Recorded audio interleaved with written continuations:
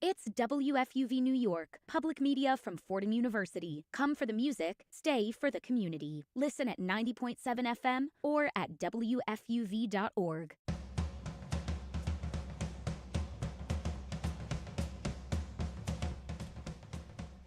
Hello, hello, hello. Welcome in to One-on-One, New York's longest-running sports call-in show. It's been a minute. I'm Chris Carrino with the Joe Henry behind the boards directly across from me. Haven't been on WFUV Airways since the finale of the men's basketball season, the A-10 tournament down there in Pittsburgh. And I haven't been on One-on-One in even longer. It's fantastic to be here. I think I have two first-timers with me on One-on-One here as well.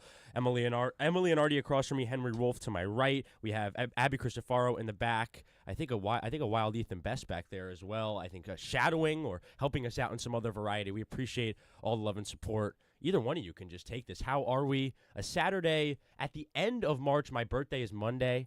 I'm an April Fool's baby. I would like to tell a quick story. Can I tell a quick story? You're an April Fool's baby? Let me tell a quick story. So I was obviously my dad is in the business as well as me. And he, well, as well as me, I'm trying to get into his business. Saying I'm in the business is, I think, a bit generous. But I was born around the time, or I was set to be born around the time of the last week of March into the first week of April. And the way it works in a certain way, having a kid is that you can choose when you have it. It's a procedure instead of necessarily like a thing that happens randomly. So we were having a procedure to have me birthed, and they decided, hey, when should we do this? It was the week starting the 26th or the 27th of March.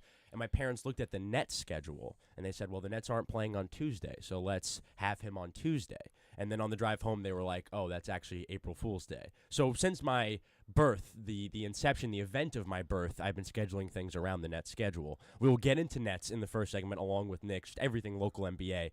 But that is why, to your question, I am born on April Fool's Day. A purposeful choice, but also one that wasn't purposeful at the same time. Emma, how are you? I didn't mean to scare you with a birthing story right off the top.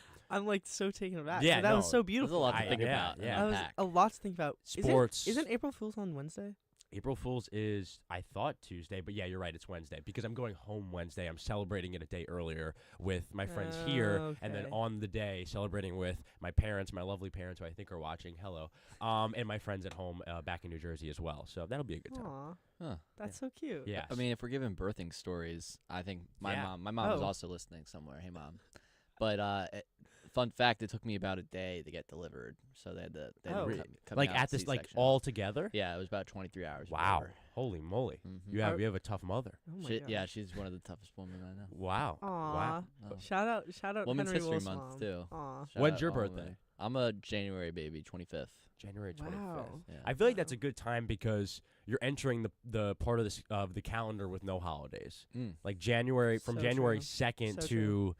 March. You got MLK Day in there. 15th, 16th, right? And that's a federal Yeah. holiday. I think we have another federal holiday at some point in there as well. Oh. President's Day?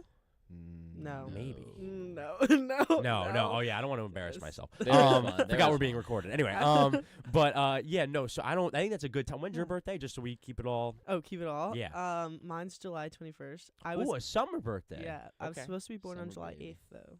So I was a little late. Right. But do you want to? I mean, as long as we're sharing. Like, my mom is not currently watching. She's driving to West Virginia right now. But so, shout you her know, out anyway. Shout her out. Yeah. She'll listen later. Yeah. And yeah, so I was very late, obviously. Yeah.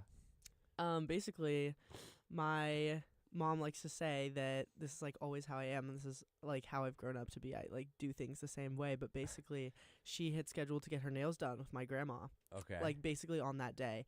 And she likes to say that I didn't want to miss anything. So I literally was almost born in the car because that's how quickly I arrived into the world on July 21st. Wow. You really wanted to be here. Oh, I wanted to be here. I like didn't want to be here for so long, and I was like, wait, I'm gonna miss something like important. And then I was like, okay, gotta make my entrance. And it's funny to think how different. Yeah. Like you were 23 hours. She was almost on the car ride there. You're right in the middle. But yeah, I'm glad we just covered all the birthing. Just Wow. like Oh, that. yeah. Also, all different seasons. I think that All speaks to different the character of the seasons. person. Wow. Winter, And the program. spring, summer. The program as Yeah. well. It's Yeah. it's a diverse and balanced program Oh today.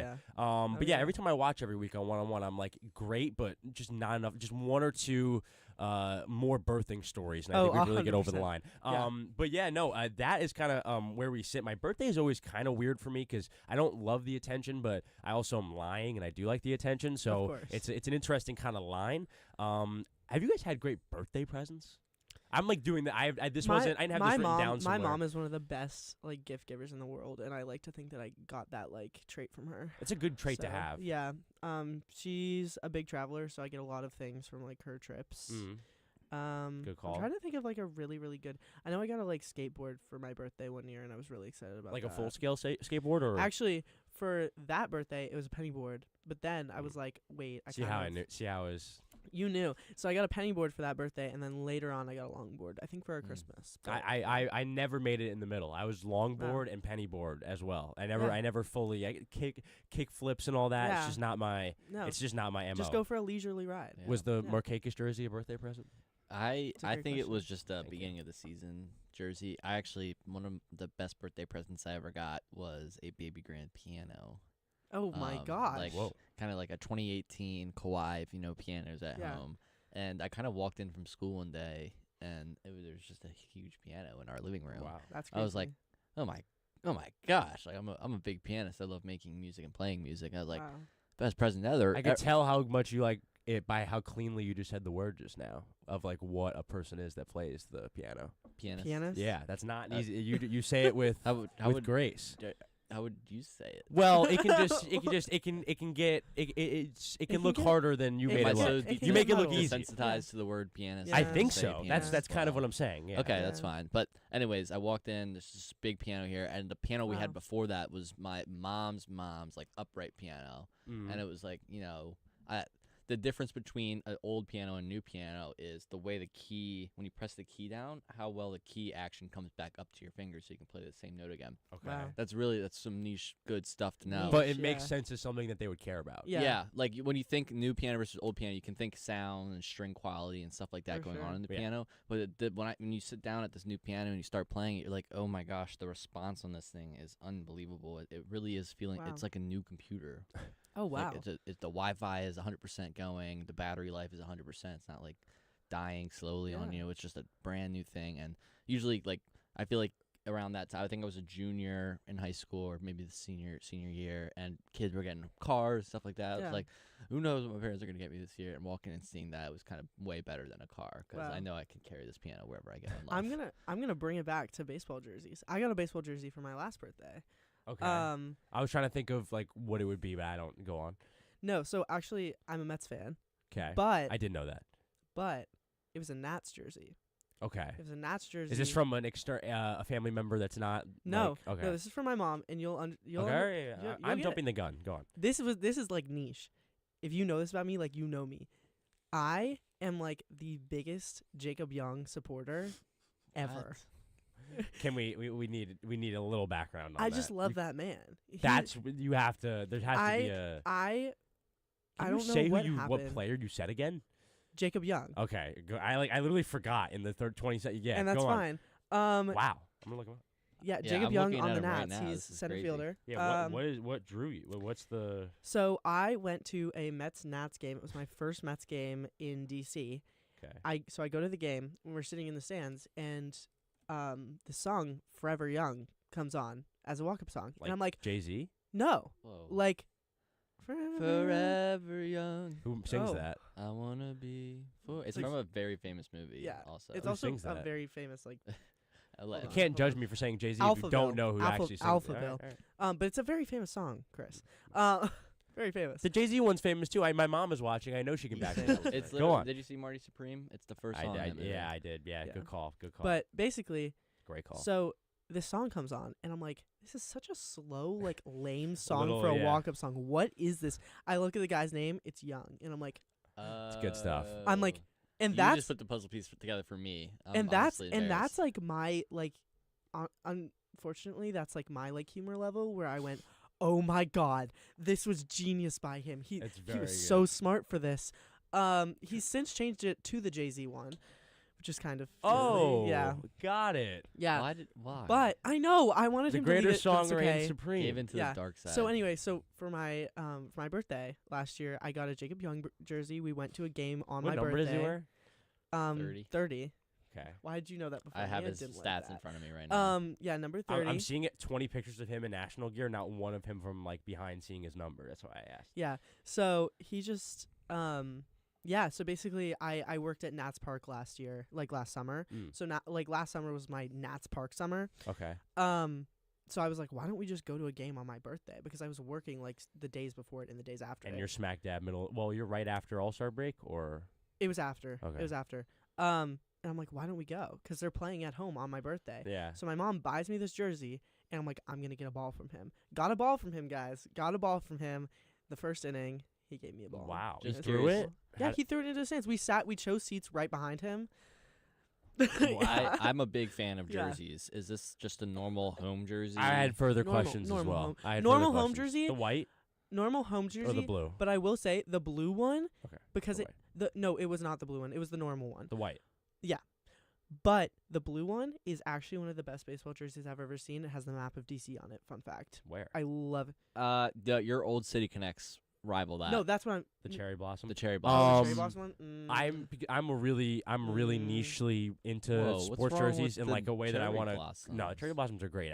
I know what she's saying though, that it's like it's special. Like it's not so like good. it's No, that no, you can't attach it to, like, it's not the team's identity. This- Anyway. This is the best jersey.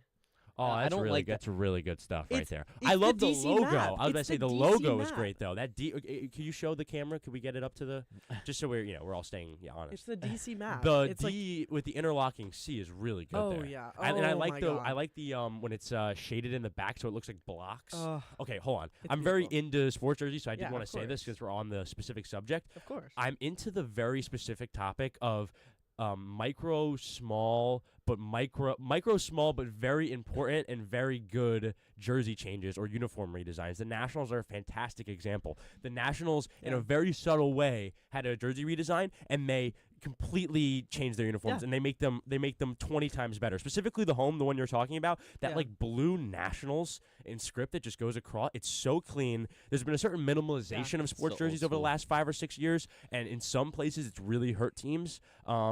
Utah Jazz, I'm looking at you with those neon green jerseys. What are we doing? But then there's teams like this, teams like the Orlando God. Magic who do a slight redesign, and it's absolutely fantastic. You said you're into It's jerseys? unbelievable. Yeah. Is it like that, or it's more? No, I just Okay. I love Yeah. the old school stuff. Like my dad had one of like the old Phillies Cliff Lee jerseys where it's cream with the Mm. sky blue. and Right. It's just How it's about You're so talking about this good. one. Yeah. And No, how that about was this? better. Because we do I don't we will have to go to break very soon. But I want to ask you one further question before we go into break. Is there a specific, and you're an Oreo guy, right? Yes. Is there a specific? I wanted to make Can sure. tell. You know, we've just been told that you get national jerseys, even though you're a Met fan. So we're just being honest here. Walking around Camden Yards, is there a specific jersey you've seen or you've seen on multiple occasions on a different person, and you're like almost jealous, like, damn, that person's really cool for having that? Well, one of the I one know, that great first one that question, comes I to know. mind is one my dad actually has. But whenever I see it love on that. other people, it's our old manager Buck Showalter. Oh, that's good. And just Wow. because of Did the, he used to wear the jersey? to Like, could you games, see it? Yeah, Yeah. yeah. Cool. But Buck Showalter was just like the best Man, manager. yeah. ever. Yeah. Not ever, but in recent history, he's one of the Yeah, greats. yeah, so. that's a good one. Yeah, and do you have an answer for any of your specific teams? Mets fans specifically, and I know we should go to break here, and we will go to break soon. Met fans specifically are fantastic because they all have different kinds of jerseys. Like no, they don't all just wear the home. They don't all just wear the pinstripe, and also they have a great dichotomy of jersey. You'll see 40 different Mets represented on jerseys walking around Citi Field. Do you have a specific one you think is really cool? I mean, personally, I love my Lindor jersey. I think that's like my Met. He's Like, just not that's a my Met. Met. Puerto He's Rico not a one would Met. go really hard. He'll Stop that always be a Cleveland. Stop that. I there. mean, Stop that that's there. nonsense. The That's Puerto not Rico fair. jersey is fantastic. I will say it makes me mad when like now it's like gonna be okay, but I really love what you said about how there's so many different jerseys with Yeah. different Mets on it.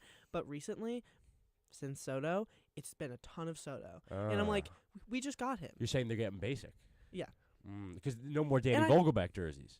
Yeah. That and was. I love Soto, but I'm like we just got him. Keep wearing your like niche, fun, like specific jerseys, and please. And I agree, and I get the nicher the better. I have a Jerry Stackhouse and a Reggie Evans Nets jerseys. No one else on the planet has either of those. We're going to take a little break. We will talk some local basketball. We'll get into baseball. We'll get into more of the stuff on the calendar, even get into some puck as well. But for now, you're listening to One on One, New York's longest-running sports call-in show.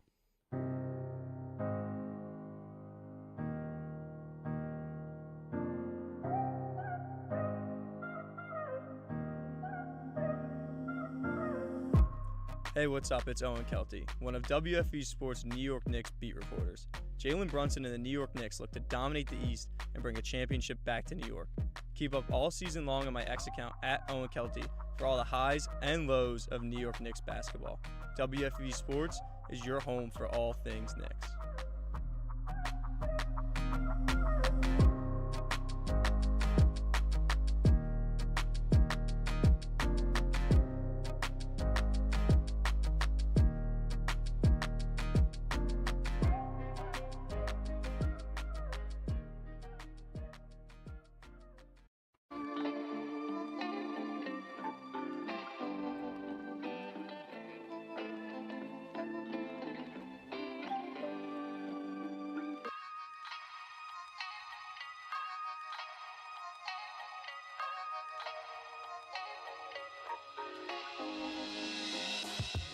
Hi everyone, I'm Grace McCarran and I'm one of your 2025-26 New York Islanders beat reporters for WFUV Sports.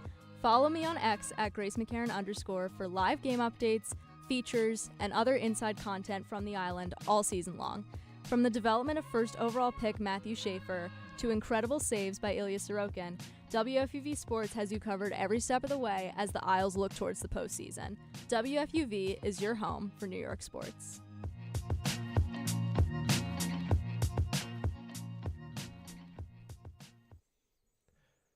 Back here at the Rose Hill Studios for One on the campus of Fordham University in the basement of Keating Hall. I'm back here, and we're going to talk in our first segment here a little basketball. I think basketball is what everybody's watching the most of right now. Obviously, people are excited about baseball, and it kind of getting going. Opening day really gets people excited, but between college basketball, a really exciting ramping up finale of the regular season in the NBA, a lot is happening.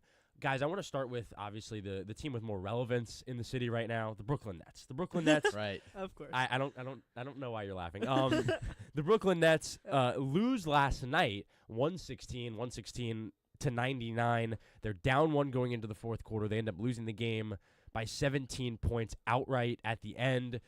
The starters of the Nets, the five guys starting the game for the Nets, really didn't play at the end. Their combined minutes was a laughable amount. I can find the amount in a second. But the Nets, for all intents and purposes, playing a bunch of G League guys and other guys who are looking for a chance, looking for opportunity to set themselves apart, to really kind of help themselves out for their futures. Not a lot of guys necessarily out there trying to win games. Nets lose another one. They fall to 17-57 on the year. They've rattled off a lot of losses in a row. They specifically had a few close games or even wins against good teams a month or so ago, and it seems Sean Marks and Jordi Fernandez have completely shut down this team's success. They're saying we're not going to self-sabotage ourselves down the stretch here. We're going to put ourselves in the best possible place for a really good player in what is an absolutely insane draft coming up in the 2026 NBA draft. Guys, general thoughts on the Brooklyn Nets? I know you have so many, so try not to say all of them at once, but please. I know we're looking at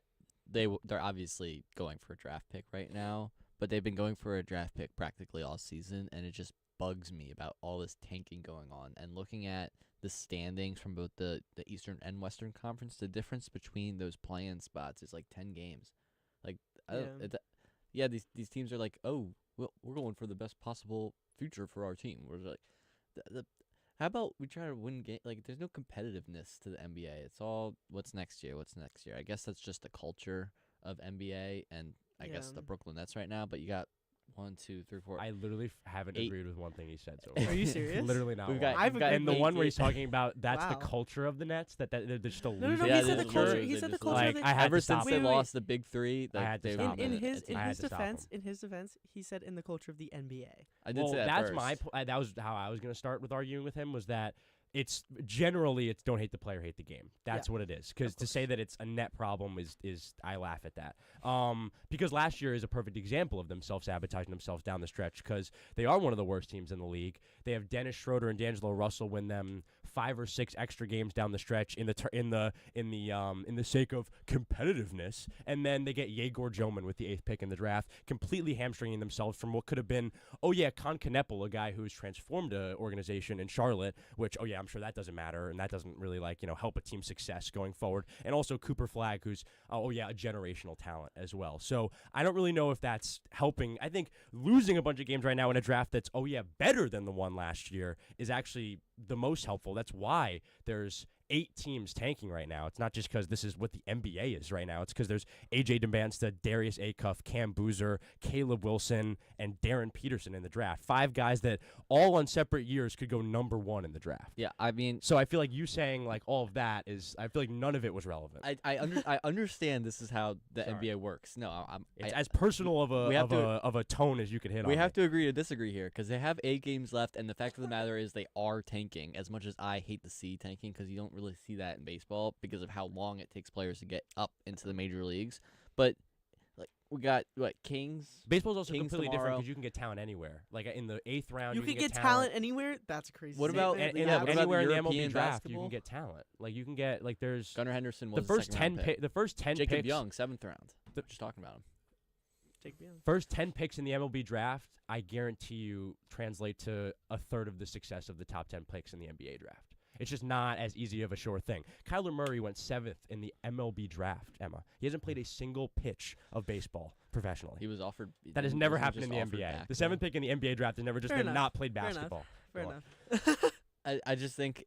I don't mean to be combative, but All right. if No, it's, no, if no. I disagree Fair that enough. Fair adamantly, enough. We'll agree to yeah. disagree here, because I just don't like that culture at all out of a sport. Yeah. Alternatively, who do we think they're going to draft? Because okay, I'd like to and see let them me take finish camp. that. What would be your alternative? If you hate it and you're adamantly against it, then what is I am a firm believer in I can't be super critical of something that I don't have a solution for. I believe that in politics. I believe that in sports. I believe that in many things. This is a prime example of that. I kind of agree. This is not this is not me arguing with you. I'm this. I say all of this to say I kind of agree with you. Obviously, you look at the standings as you're saying. It's not a competitive and entertaining league, especially down the stretch of the season. But there's no obvious solution to me. And the obvious solutions are NFL, where the tanking would actually get worse because then there's no lottery and you're just the Nets could just they could just confirm they have a top 2 pick right now, which you would then play a G League team. You would there's no incentive to win. Or you make some sort of competitive down the stretch thing, which I think defeats the purpose, because the purpose is to help out teams struggling. Go on. That was just what I wanted to say. Sure. I think I compare most things to the MLB. That's just because it's what I know the best. Sorry, and again, we're going to finish that, but we have a caller, actually. We have Oh. a legend on the mic. I actually had the pleasure of running into a few WFUV legends last night: Ryan Gregware, Mike Calamari, Danny Scott, John O'Friel. We have another one on the phone right now, a recent graduate, as I said, FUV legend, Chaz McAdams. How are Chaz. you? And you're talking. How are we doing, guys? You're submitting yourself in a pretty tumultuous conversation. I don't know if you've been listening, but please join. No, I tuned in, and I just think, Chris, I have so much love for you in my heart. I don't love where this is going. I do, but and normally, especially the Seahawks over the Patriots this year, we usually find ourselves on the opposite ends in a lot of sports debates, and I think we find ourselves in another position like that again today, because we're talking about a Nets tank right now, and again, there are a lot of fantastic players in this upcoming draft, but I feel like when you're tanking as an organization, you have to be able to rely on that organization to hit on picks. And I don't know if I trust Josiah and the boys over there in BK to do that. You said you think the owner makes the draft picks, Chaz? No, but just the organization as a whole, I think, is... Because you say that, and that's fine. I mean, I think that's natural skepticism, especially kind of in an early rebuild. But Sean Marks has hit on every...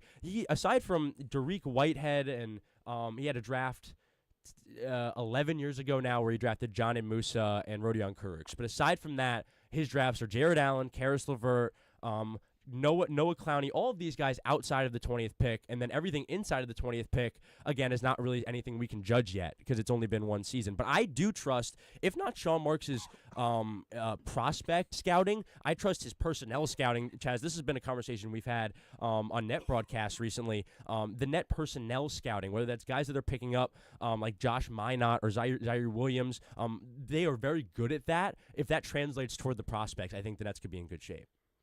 No, mine has been fantastic. I was upset when the Celtics let him go, and I saw that he's really thriving. I pandered to you a little Obviously, bit that there by clip- saying that because I knew you knew. Yeah. I mean, I expect it with you, but that clip that he gave on that 1-point loss to New York to New York's team, the Knicks. I think that really just spoke volumes. You really have to say that. Yeah, of course. Chris said he thought he was think going to agree After with everything we went through at Clinton Hall, you had to say that. After everything we're going to go through in a month or two, you really have to say that. Because I want to give. I don't want to. I have to unironically root for Nikola Vucevic, and you're making fun of me right now. This is ridiculous.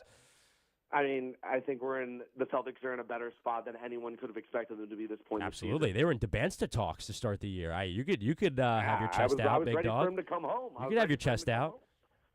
Yeah, so I'm ready. But I am really concerned about the depth when come playoff time. But that's a conversation. Yeah, I mean, you could talk briefly about your C's. Your C's have played really well. Your C's have played. Your C's have won 7 of 8. I know. I want to talk about the Mina interview after the loss to the Knicks. I haven't seen ever a player care about playing in Brooklyn that much. And Backhanded someone should just compliment. go I out appreciate there. I say someone going out there and actually like acknowledging the fact that the Nets are the only team that don't play 41 home games. You know what I mean? In a season. You're being mean by saying that. You know there's other teams who get there. Did you see the Magic play the Lakers in Orlando the other day? I thought they were in Staples Center. I'm not. You can't say they're the only team in the league that doesn't play 40. Like it's just wrong. It's just incorrect. They're obviously big brands. Who travels, also travels great to Barclays Center is the Celtics. I mean, those look like, if you want to talk about. And then when we swept you in the first round in 2021, were those Boston Celtic home games? I'm pretty sure there's a lot of Net fans there rooting on Kevin Durant, Kyrie Irving, and James Harden. We're in the Lenten season. Remember when Tatum hit that buzzer beater on Easter? I don't know what that has to do with the fans, but yeah, I mean, I was talking about the fans. Seems like you're just being rude. Well, we're talking about glory days. I mean, and we did just bring that up in a workshop with specifically that moment you just brought up. We brought up in a moment with Mike Breen where he talked about having some frustration and how he didn't get a clean call off in that moment in a workshop he just had a few days ago with us. So it's ironic you bring that up. He was so amazed at the. He was just so amazed Marcus Smart didn't throw the game away at the end like he usually does. Well, not on the Celtics anymore. Jason Tatum still is. What I'm saying is, go on, Jay. I think. If you're going to build around guys like, I mean, do you want to give Igor the keys? I mean, do you give a guy who's the 8th pick the key? I don't think that's his. I don't think that's what he's there for. Mm-hmm. I think he's there to be like a third or fourth best player, which I think he's more than good enough to be. We're all in on this upcoming draft. Yeah, more than all. Yeah, are you not? No, I mean, I'm not worried about the lottery. No, but I'm just saying, like, as not from a Celtic point of view, as a basketball fan point of view. Oh, yeah, I mean, it's going to be great. Should I not be enthused? Do you want Wilson over anyone? Because, like, UNC basketball. And again, I don't want to. I feel like we're just ignoring the others. No, it's okay. This is great. But yeah, Chaz is. Sorry, guys. I don't know if we've met. I'm Chaz, by the way. Nice to meet sure, you, if you haven't met, I'm sure they've heard of you. I did just meet one of you. And it's funny you say that, and I will wrap it here. It's funny you say the exact thing you just said, because I did say to Bobby Chaffardini in the hallway, shout out Bobby Chaffardini, always, that it's marred in bias from my perspective, but Peterson and DeBanster are off the board. The Nets have the third pick. I think it's lunacy to take Boozer over Wilson. Lunacy. No, I love Boozer. I think Boozer's a much better physical prospect. I completely disagree. I think Caleb Wilson's Kevin Garnett. I think Wilson could have a higher ceiling. I think Wilson definitely has a higher ceiling. Also, I didn't see a lot of them this year because he was hurt. He was. But I'll leave you guys with that. It's so good to talk on one-on-one again back because I peaked in college, as we all know. So it was very good to hear from you guys. I'll hang up. Have a great show, guys. Thank you, Chaz. Chaz, we appreciate you. We'll maybe hear from you as it gets closer to NBA playoff season. Obviously, we heard briefly his love of the seas, and we'll make sure to keep an eye on Owen Kelty for him as Chaz is away. But back to kind of Nets and Knicks stuff, we can extend this, talk a little bit more about it, especially because we haven't really gotten into any Knicks stuff yet. Just closing in on Nets, you had one thing you said during that talk I wanted to get into. I know MPJ is out. I wanted to talk about the draft. Oh, we could talk injuries. Because draft. No, I right. think Boozer fits better with MPJ. Boozer's more of that physical finisher, and MPJ's a shooter.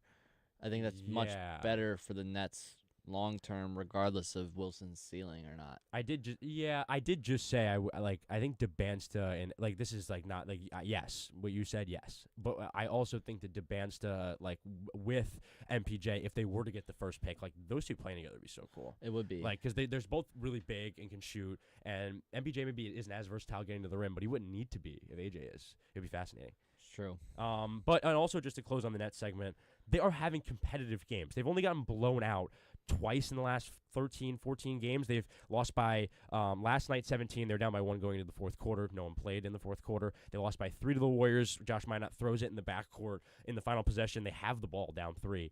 Lose by 4 to the Kings, a game that was 1 possession. Lose by 1 to the Knicks. Have the ball down 1. Miss on the final shot. Get blown out by the Thunder, which became a national story. But this Net team is competitive. They are losing. It's all productive.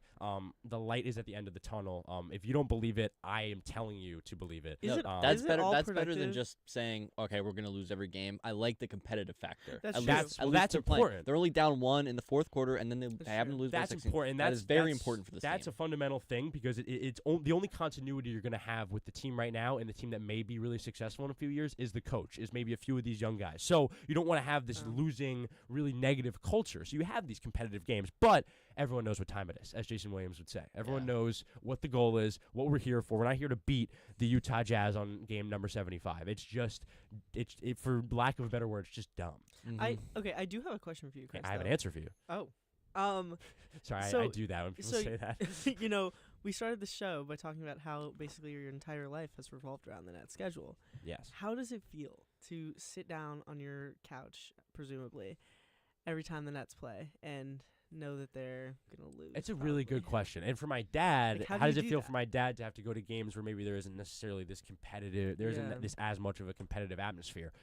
I am staunchly positive on the Nets. Not always, but right now. Interesting. Specifically right now. I think if you met me in May or June, like in general, and you heard me talk about the Nets till now, you'd be like, this kid is just, he's just a fanboy. Like, but it's not. When Kevin Durant and Kyrie Irving, there were stretches where they were on the team and the Nets were really good, and I was miserable. I was miserable about the Nets because I didn't align with the culture. I didn't think that, like, there was a lot that I just, like, it's almost hard for me to put into words, but I was just miserable. And I am really happy right now because they're doing it the right way. They're not cutting corners. There is a clear vision of where they're trying to go. That's all I've ever asked for since I'm 9 years old, genuinely. And I see how it's going. If it really bottoms out and it goes terribly and it crashes and burns, like, they try to do it the right way. Like, I can't be mad. And also, it sounds like I'm almost bashing them making the Durant and Irving acquisitions a few years ago. 30 GMs in the NBA would have signed both those guys. If both those guys came into their building and were like, we want to play for your team, every GM in the NBA would have said yes. There's not one that would have said no. So it's not like, oh, why did Charlotte Marks do that? It's like everyone would have done that. Yeah. Anyway, let's get to the, whatever, the other team, I guess, that plays in the city. What The Chaz other called team. New York's team, which I was surprised he wasn't talking about the Yankees, but I digress. The New York Knicks. The New York Knicks, I'm not going to be a hater and just blow up this Charlotte Hornet game out of proportion. They lose a Charlotte Hornet game 113-104 in Charlotte, one of the best games we've seen in the Eastern Conference all year long. A great indicator of kind of maybe what the Eastern Conference is going to look like going forward. We've obviously joked about maybe you guys not necessarily having these casual net opinions and being really, dialed into the Nets in a casual fashion. Obviously, as professionals, you do your research and things like that. But, of course. from a vibe perspective, you both live here, you're both in the city. How is the hype of the Knicks, maybe in comparison to last year, maybe in comparison to the last couple years? Is it more subdued? Are people nervous? Is there more expectation, so people have more anxiety? What is the specific vibe from a fan perspective of the Knicks this year, you guys think? Okay. I'm going to just speak on my experience. That's what I asked for. So basically, and this is going all the way back to when I was very young. We talked about this pre-show. I have always been a Heat fan. Okay. And I know we're gonna get to general NBA. Braun related. So, okay. I grew up in Miami from ages 5 to 10. Oh, whoa. Totally get a pass. Yeah. I met him several times. LeBron James? Of course. What do you mean, of course? Of course. The greatest athlete in the history of team sport. What do you mean? Yeah, of course. What do you have to expand on that? I've given him like several high fives, you know. They used to. Do you actually want me to expand on this right now? Like, Yeah. I have a Okay. LeBron. I have a LeBron story too. I got Okay, great. time too. I can. Okay, I can- awesome. Do you have a LeBron story? I wish I did. Okay, that's cool. I No, love watching his so- highlights. Does that count? Sorry, go ahead. That does count. Everything counts. It's Braun. Anyway, so I have to be honest. When I met him in person, it felt like hearing the Beatles for the first time. I can't. Yeah. Like, I'm not gonna lie. Go on. yeah, no, he's Go on. so Go on. funny. I'm sorry. Anyway, Oh, okay. Oh, we thanks. thought there was a malfunction. Oh, Instead, my it's a Maroon 5 cover of LeBron from our fearless and I mean, and it's just beautiful, Joe. fantastic Thanks. leader, Joe Henry. he told us this is a permanent file on his desktop. It's just how That's it's commitment. his Had to throw ringtone. that out there. Go on. Anyway, so How have you met LeBron? so you know, growing up in Miami during that time, Dale. obviously you're like locked in to the NBA because Yeah. what else is going on? Correct. Are you really locked into the Marlins like that? No. Correct. So basically, I went to like a ton of games Mhm. and was also part of Girl Scout troop. And my mom, shout out my mom, who was our Girl Scout troop leader. Okay. And she swung this for us. She got this for us. She got us several times to be able to go to the games and do the thing where the kids like wait as they like run out of the tunnel and they high Right. five you. Yeah. And we got to meet them after. That's pretty awesome. Several times. That's pretty awesome. It was I was felt he tight- I felt tight specifically? with him. Do you remember sensing how his size? Oh yeah. Yeah. Oh, he's yeah. Just a massive. I mean, human I've being. always been tall. I'm 5'8" Right. now, and I grew really quick when I was younger, so I've always been kind of on the taller side. But still, he's so massive. It's insane. He's huge. Yeah. I met him when I was around 10 years old. I'm a LeBron super fan. I always have been. I love him. I'll Yeah. use that word. And Yeah. we were in the media room. I always go every time he played in Brooklyn. I would go every time. I have the fortunate enough. I have the I'm fortunate enough to when my dad does games, I can just like get a pass and go. Like they kind of can keep me under the radar. So I go and I'm in the media room after the game. This is the last place I'm expecting to see LeBron. Genuinely, like maybe I'll Yeah. see him by the buses, maybe I'll see him by the court. I'm in the media room, like we're talking to the legends like Ian Eagle, but I'm not necessarily thinking I'm gonna see a legend like LeBron. So we're in there, and sure enough, 6'8" LeBron James walks in the room, full suit, just as dapper and clean as you can possibly look, and Nate. Who's a family friend of ours, an older photographer of the NBA, arguably the greatest NBA photographer of all time. It's a real statement I can make. NBA photography is a niche community. It is, Oh, but yeah. it's a talented one, and he does NBA finals. He is the head photographer for the NBA. Spends a lot of time in Brooklyn, weirdly, because I think there's a whole other subplot. But the court in Barclays Center has great lighting, so if you see any players, pictures of players nationally, it's usually them playing in Barclays Center, but that's a whole separate thing. Wow. And Nate sees me. And sees me take my LeBron James high school jersey out of my backpack and put it on over my Nets hoodie, because I used to do that because I didn't want to ever be a betrayer of the Nets and wear Oh, of LeBron stuff. course. But if I met LeBron, It's LeBron. so I put on the jersey, and Nate says, hey, Bron, can you take a picture with him? And him and LeBron are kind of, boys. So he's like, yeah, sure. And I have a picture. It's on my Instagram. Be free to go give that a check. Of course. And I am as red in the face as I've ever been in my life. I'm as Of nervous course. as I've ever been in my life, Of and I am course. also as happy as I've ever been in my life. And it's a great picture that I will show my children one day. And yeah, it was fantastic. As he walked away, I stepped on his dress shoes, Oh. and that is something that is a fear, a feeling in the bottom of my stomach that I still feel to this day. Oh wow. Yeah, we like I promise. I this love had a how point. little Knicks we've talked I as well. no, I this promise. is great. I no, promise you this had you a think point. I'm mad? I promise this has a point and this is connected. We'll get the to Knicks later. Yes. No, okay. But but growing up there, like, it's hard to not, obviously, like, you're a Heat fan. Obviously. Yeah. Obviously. You're growing up at that time there, and you're going to all of these, like, finals games, and you're like, oh my gosh, like, this Whoa. is incredible. And, like, nothing happens in Miami, obviously. The Dolphins, the Marlins, like, are we serious? Anyway, so it's, like, it's the team in Miami to be a fan of. So. She should just not name them fish. I think that's the problem. Marlins. Dolphins. Yeah. Sorry, go on. No, okay, but I like the Dolphins as a child. I mean, it's just still- because I it's like still the part of I the like the name. Colors animal. are great too. I like the animal, the Dolphins. Like it, and I mean, was Florida really is obsessed with them. hot. Like it makes sense. It is. the True. Yeah. True. Yeah, I have a But- deep hatred for the Marlins. But it's you were like, going anyway. all time. Anyway, you were so, but like moving, so moving out of Miami, because I moved out of Miami back to DC at 10 years old. Okay. So, and then, Bron's not on the Heat anymore. So Correct. I kind of stopped, I completely stopped watching Mhm. NBA. I fell off of it. I was like, no, and unfortunate. moved to baseball. So Yeah. it's unfortunate, but it's also fortunate because I was like, okay, baseball. But coming to New York in freshman year, it's so interesting because I actually will agree with Chaz and say that I would say that the Knicks are like a team in New York that I can point to and be like, that's New York. They're a team in New York. I agree. No. You misheard me. I do And I have feel like. to stop you because we have a caller. Oh, We have another caller. we do. And this is specifically for someone else in the room. Well, not specifically for someone else in the room, but I know this is a homie of someone in the room. From Tennessee, this call. Thomas Tisdale. Thomas. Thomas. TT. Take Oh, wow. the airwaves, my man. Hey, it's a pleasure to be on here. Pleasure having you. Thank you for allowing me to be part of such a Let's talk Knicks, Tommy. dynamic crew. But I actually have a question for you, Chris, and I just want you to talk a little bit about Mikal Bridges and how strong of a relationship my you have gosh. with him. I mean, I can do that. I mean, if you Oh. want me to do that, I can do that. Before we Should do we that, though. break? No, let and talk Thomas finish. Knicks? Thomas, okay, did you have yeah. anything else? Yeah, go on. Sorry. No. That is it. I just want to hear you just praise Mikal Bridges because I- he just means so much to this Knicks I- team that's about to go on a pretty dangerous run in the playoffs. I just want to say that prior to this show, Dangerous to the people in the front row, maybe. But Before you got here, Joe Henry looked at Henry and said, "Whoa, that was weird." Joe Henry looked at Henry Wolff there you go. and said, "Just say that name to Chris and Yeah, don't I say had anything else and see what happens."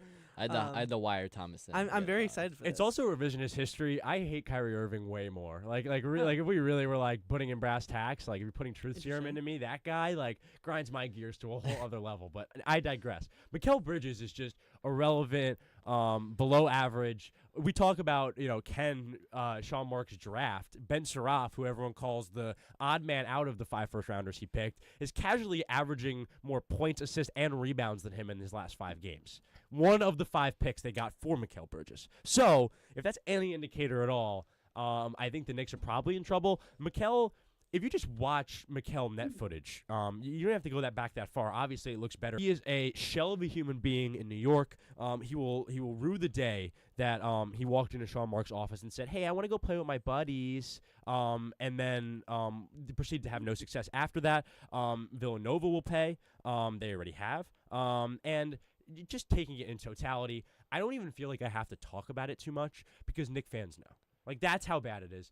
I lived through what I'm sure Joe Henry's going to smile about right now, Kevin Garnett, Paul Pierce trade.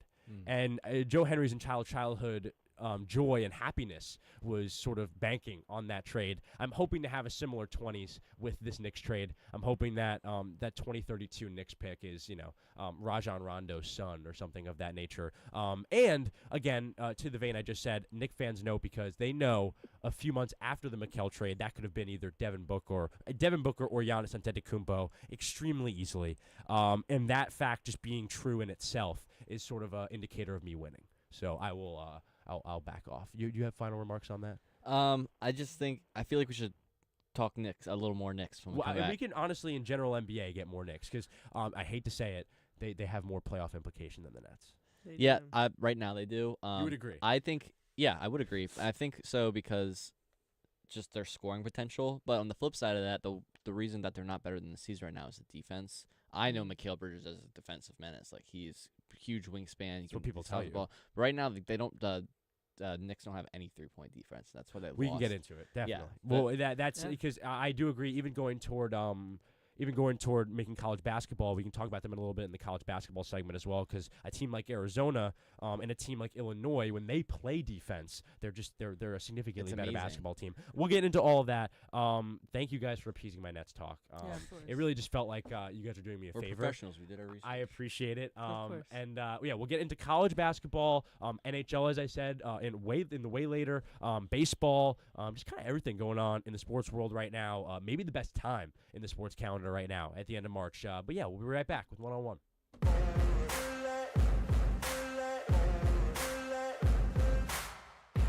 Hey everyone, I'm Alex Diaz. And I'm Mary Hannah Gallagher. And we're the hosts of All In, a women's sports podcast. On All In, we discuss everything women's sports, from the WNBA, the AUSL, and NWSL. No matter the sport, we have you covered. You can catch us on Spotify, Apple Podcasts, or anywhere else you get your podcasts. All In is a production of WFUV Sports.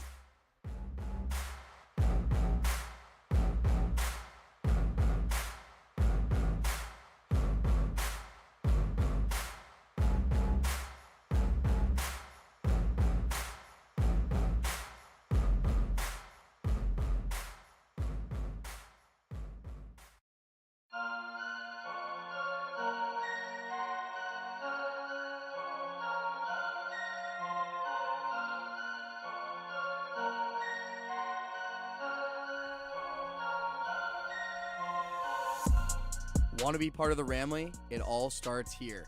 I'm Nathan Rogers. And I'm Kate Cox, and we are two of your hosts for On the Hill, WFUV's exclusive podcast for all things Fordham athletics. From the field of Moglia Stadium to the hardwood of the historic Rose Hill Gym, we've got you covered with the ins and outs of Fordham sports.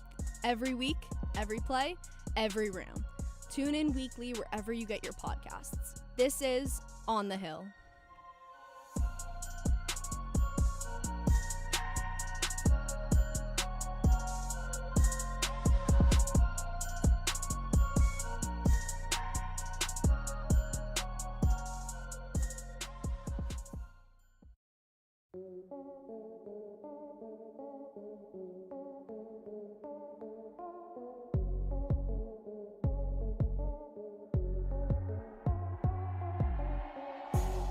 I'm Isabella Terracini. And I'm Barrett Spreitzer. We're two of your hosts for College Gridiron, the exclusive home for all things college football on WFUV Sports. Join us as we break down the biggest matchups of the week, Heisman hopefuls, and college football playoff previews. Listen in on Spotify, Apple Music, or wherever you listen to your podcasts.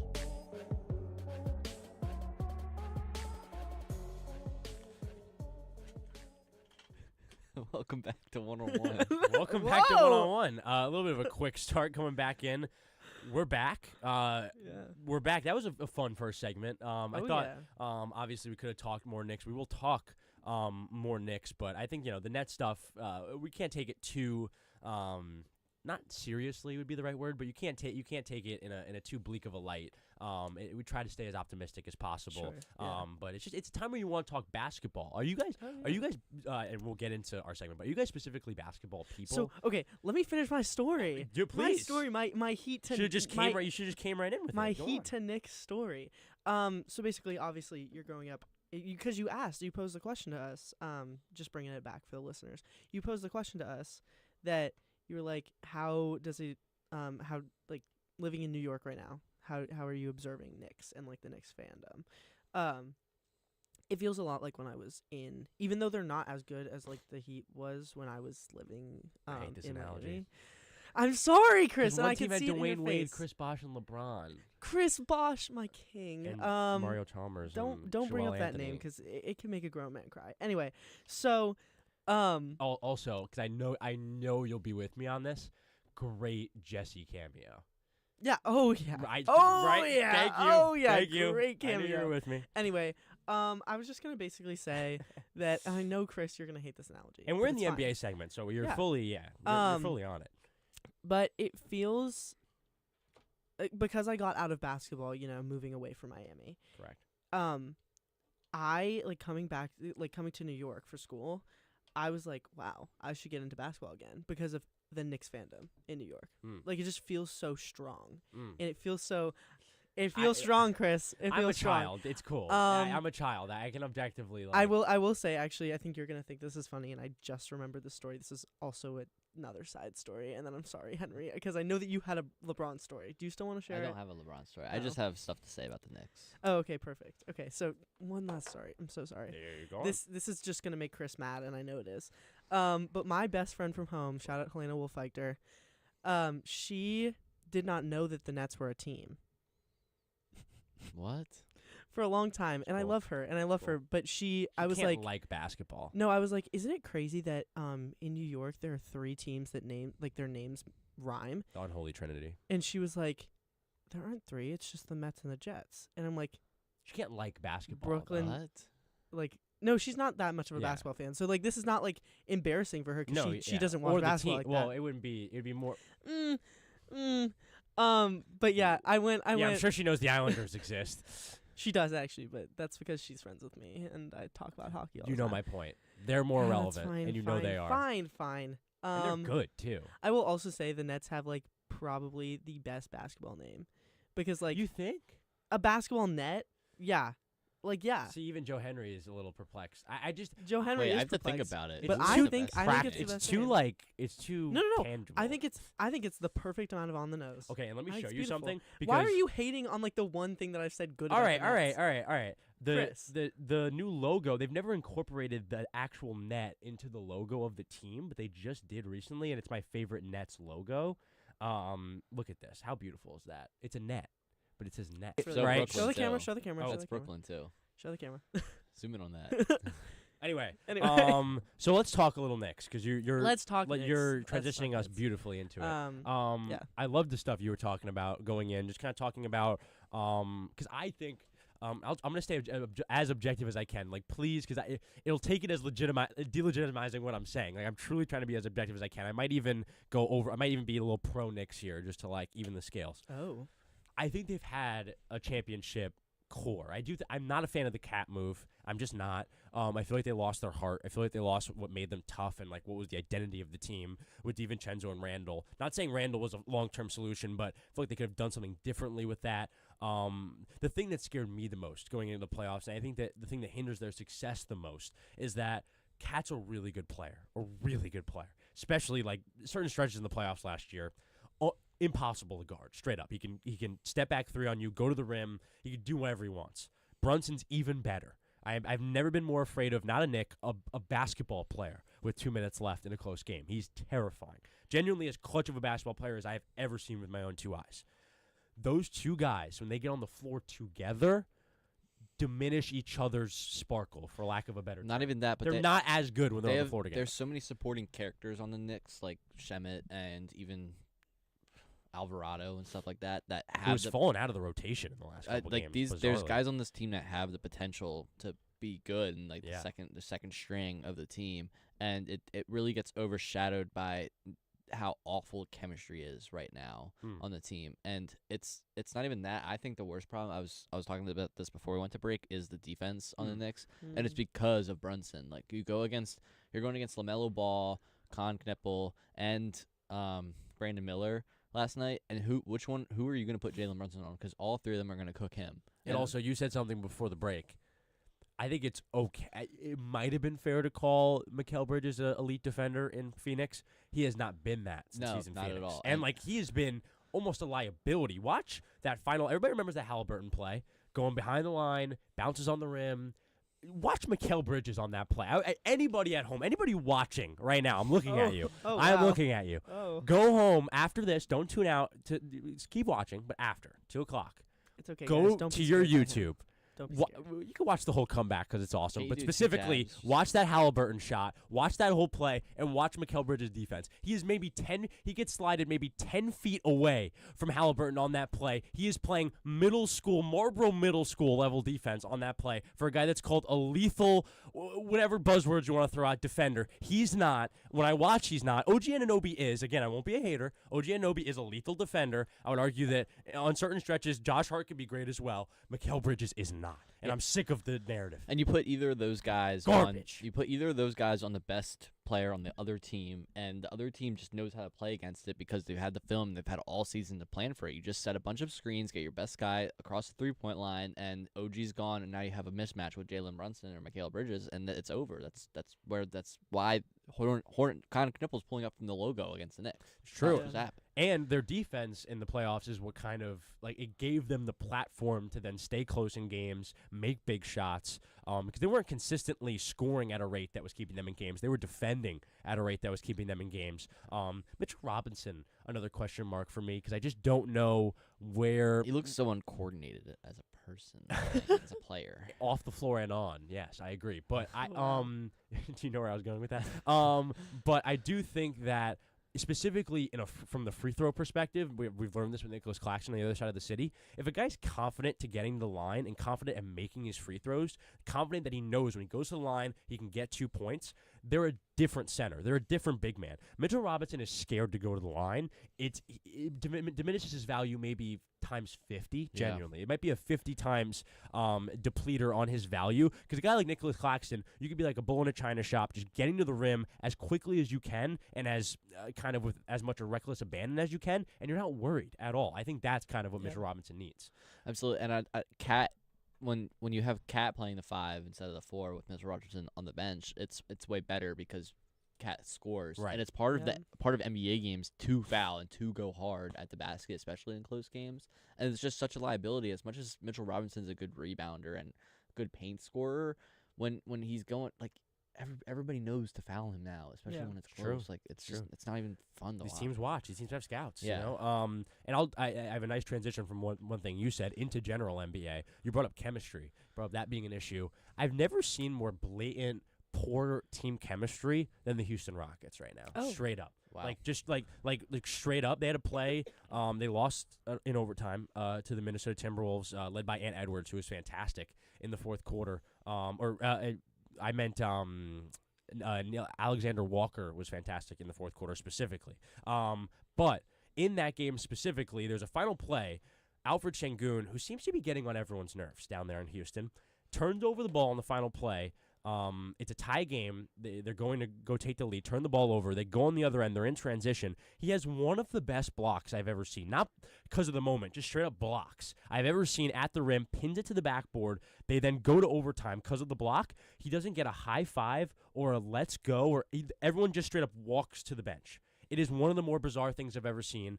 Obviously, people have seen the Kevin Durant Twitter drama recently, and they've seen I was going to ask, the is that circus. real? Like, is that? I think it all factors in. So that's terrible. For I the think team. it all factors in. Gosh. I think there's a certain Twitter account that starts with "get off." I'm not going to say the rest because it's inappropriate.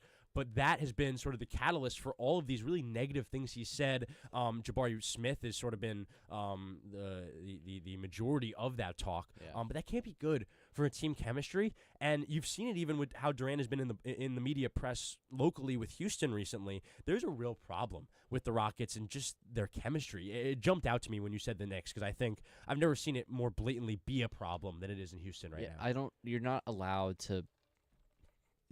He's good. He's one of the best players to ever play KD. Yes. But it obviously got to his head, and if all these tweets are real, and I think we're treating them as real with our talk here, then he has put like almost unchangeable damage on this team and the way they'll play together for the rest of their careers. I can't imagine KD stays with the Rockets much longer after the season, much less Şengün or Jabari Smith.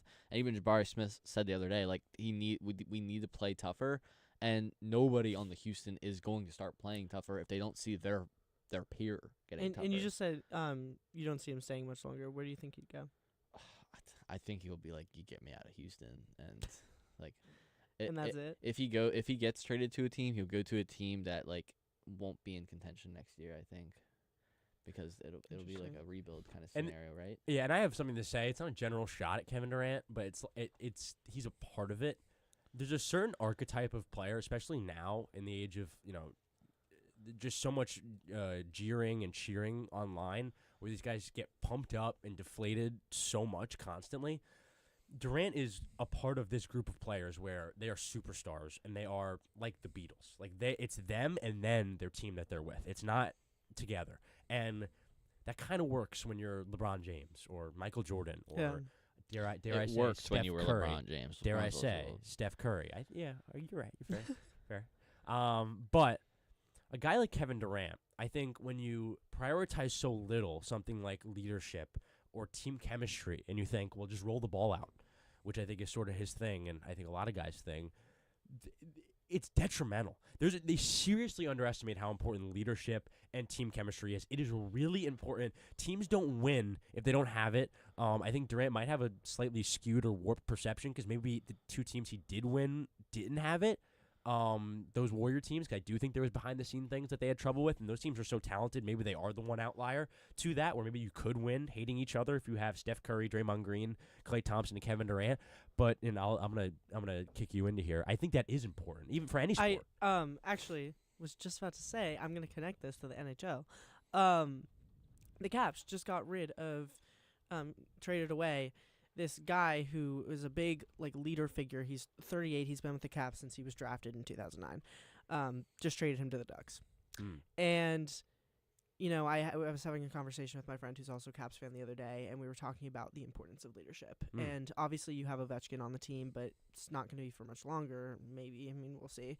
But it's also you need a good leader who's been with the team so long that they know it inside and out, who is not the biggest star on the team. Because you need someone where the younger guys can go to him and be like, hey, I need mentorship. Right.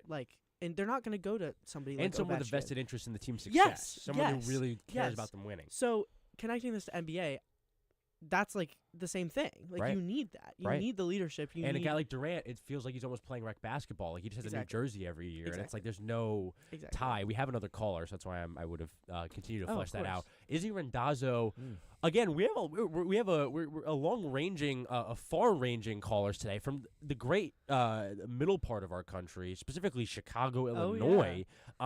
Izzy Randazzo wants to talk some MVP race. Izzy, how are you, first of all? Second of all, what specifically now in the NBA season has you wanting to talk MVP? Is it that Wemby chat I keep hearing about?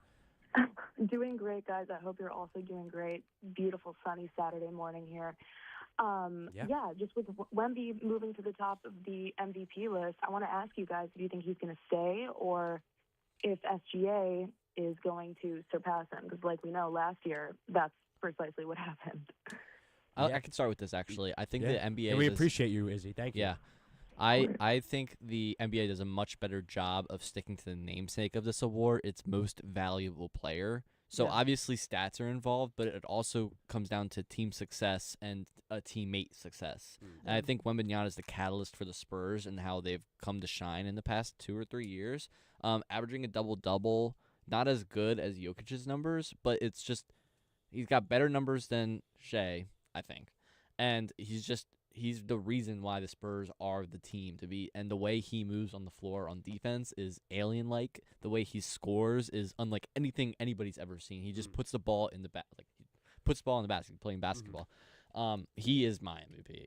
If he doesn't win, I think there's something wrong, unless he gets hurt right now or the last few games are just terrible for him. I have a feeling the Spurs will win it this year. The whole thing. Yeah.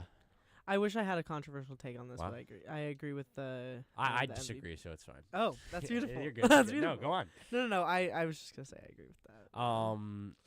I agree that I think Wemby is gonna win. I think he's gonna be the first unanimous Defensive Player of the Year ever. So that'll be exciting, and that's a really crazy achievement. I think it's Shea's again this year because I think you're right. I think from a certain perspective, you can look at the numbers, and maybe they're slightly better. But he is, from a value perspective and specifically an offensive perspective, Shea is just so important to that Thunder team. I know that, they're really good and they have a lot of good players, so it's hard to tell. But without J-Dub this year, Jalen Williams, that has not been as easy of a task as it has may looked. I would argue Wembanyama has had a more talented supporting cast this season than Shai Gilgeous-Alexander with J-Dub out. Obviously, with J-Dub healthy, that changes. But when you have De'Aaron Fox, Stephon Castle, two guys who you could really argue are top 15 guards in the NBA, maybe top 10. Top 10 for and sure. then Dylan Harper, who's been fantastic. The Champagne, how do you say his last name? The St. John's wing. You have that in the back, Joe? Champagne. How do you say the wing on this? Champagne, thank you. He's fantastic. I hope my roommates aren't listening. They're going to say I don't know ball because that guy's really good. But they have done a good job of constructing that roster to a point where they've flown under the radar. Like, Wembanyama has real help. I think Shea has been the best player in the NBA this year. Again, it's not fully taking the award for its definition, but I just think he's been the best player. And to take the award as his definition, I think he's been easily the most valuable player on what is easily the best team in the NBA. I think maybe that part is maybe unfair. I think that the Spurs are maybe in the discussion, but I do think from just a value perspective, no one's more valuable than the Thunder, and no one is even close to as valuable on the Thunder as Shai Gilgeous-Alexander. And I don't fully disagree with you. The only thing is without Wembanyama, DeAndre Fox and Stephon Castle are not the same player, and because they don't have Wembanyama as their support. Yeah, he's such an alien. Yeah, I mean, when you have that kind of support, then 7 foot tall, 7 foot pillar, in the middle. Yeah, and he can also hit a three. Like, of course, DeAndre Fox is going to be playing the defense he is, and of course, Stephon Castle is going to be scoring in the ways he is because he knows he's got Wembanyama to get a rebound. He knows he's got Wembanyama to drive and pass out to.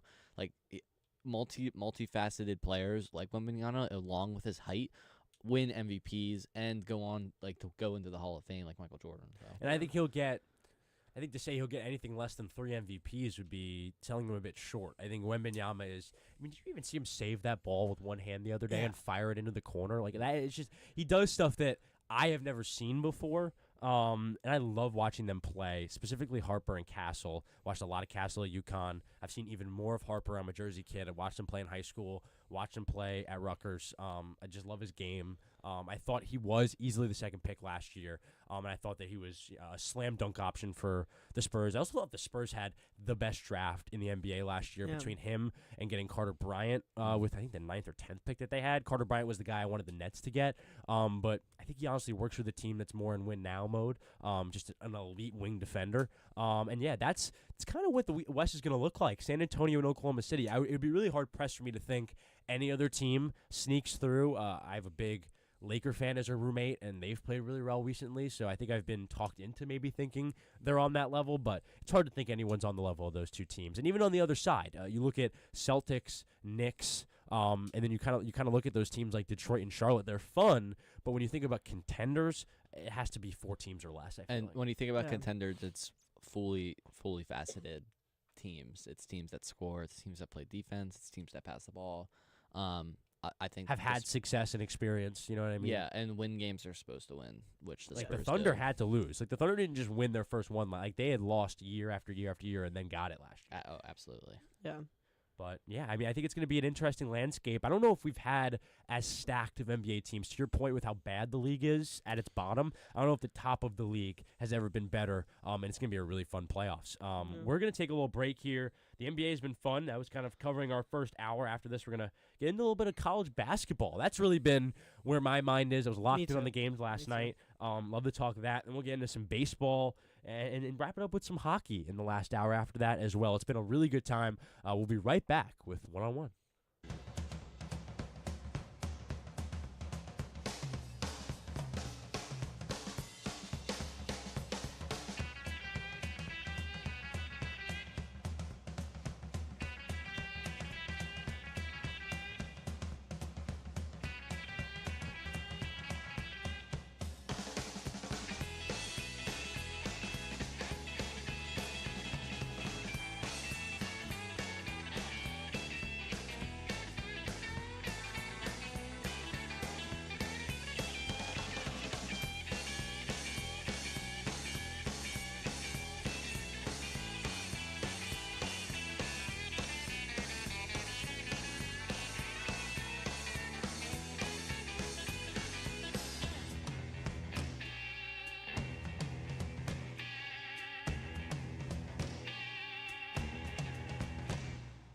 You're listening to WFUV, New York.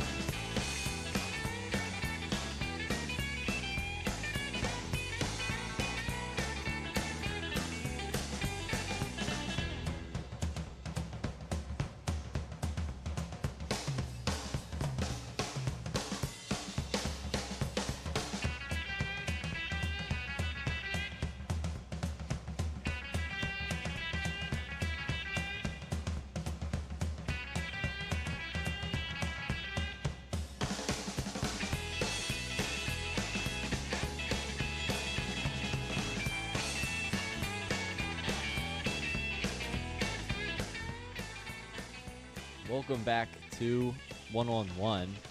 I'm Henry Wolff, joined by Chris Carrino and Emma Leonardi. We're going to pick up where we left off in NBA, but go down a generation and talk some college hoops. Right now, we are in the midst of March Madness. We just experienced our first 4 games in the Sweet 16. We got the last 4 tonight before we move on into the Final Four. We're going to start off this segment by giving some hot takes about who we picked. We all did the bracket challenge, I assume. Yeah. So I just want to start this off. Pull up everyone's bracket. Yeah, I have my bracket right here. We're just gonna go off of who did you pick in your Final Four? Why are they still in? Are you liking what you're seeing?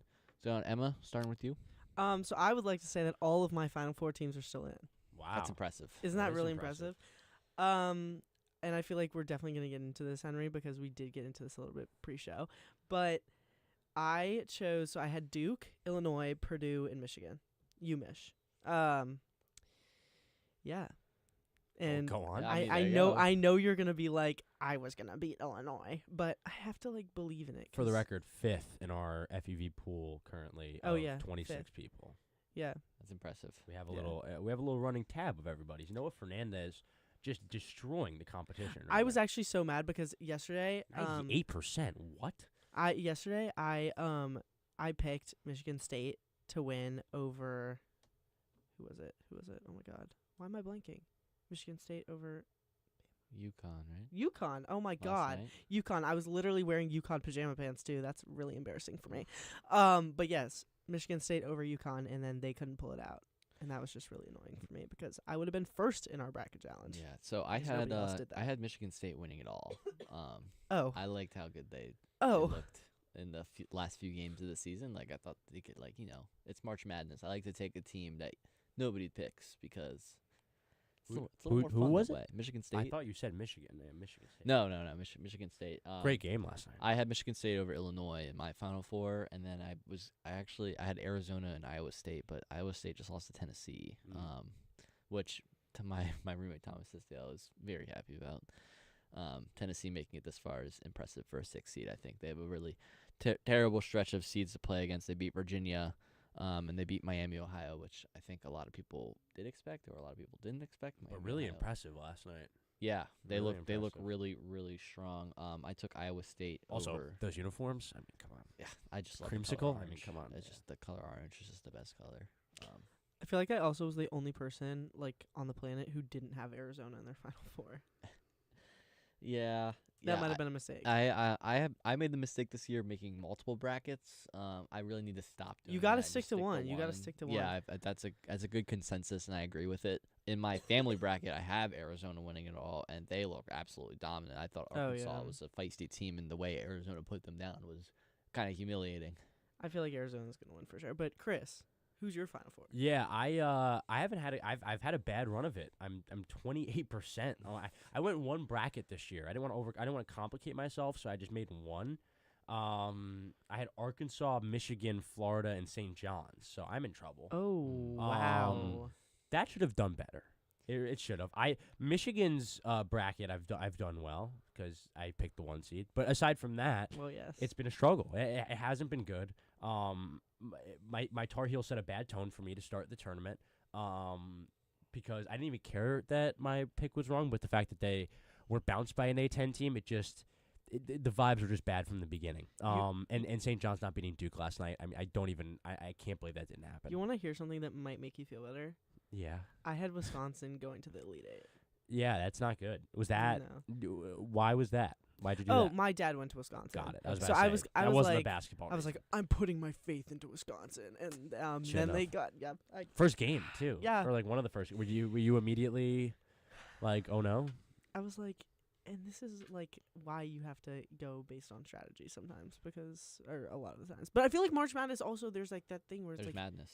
There's madness. So like it's like I feel like every game I pick, it's like if I didn't go based on strategy, I should have, and if I went based on madness, I should have gone. Like if I went based on madness, I should have gone based on strategy. If I went based on strategy, I should have gone based. There's on a very madness. healthy balance of 100%. strategy and madness. If it's UMBC thin line, if UMBC, University of Maryland, Baltimore County, which is county that I live in, had beaten Howard in the play-in, I would have absolutely taken UMBC to beat Michigan in the first round. Oh, and to make you feel that's just for the madness portion Just of for the the brackets. I madness, feel yeah. like sometimes you have to take a 16 seed, especially because UMBC is one of the 3 teams that's done it in the past. And when they did it, when they beat Virginia, that busted my bracket. I took Virginia all the way.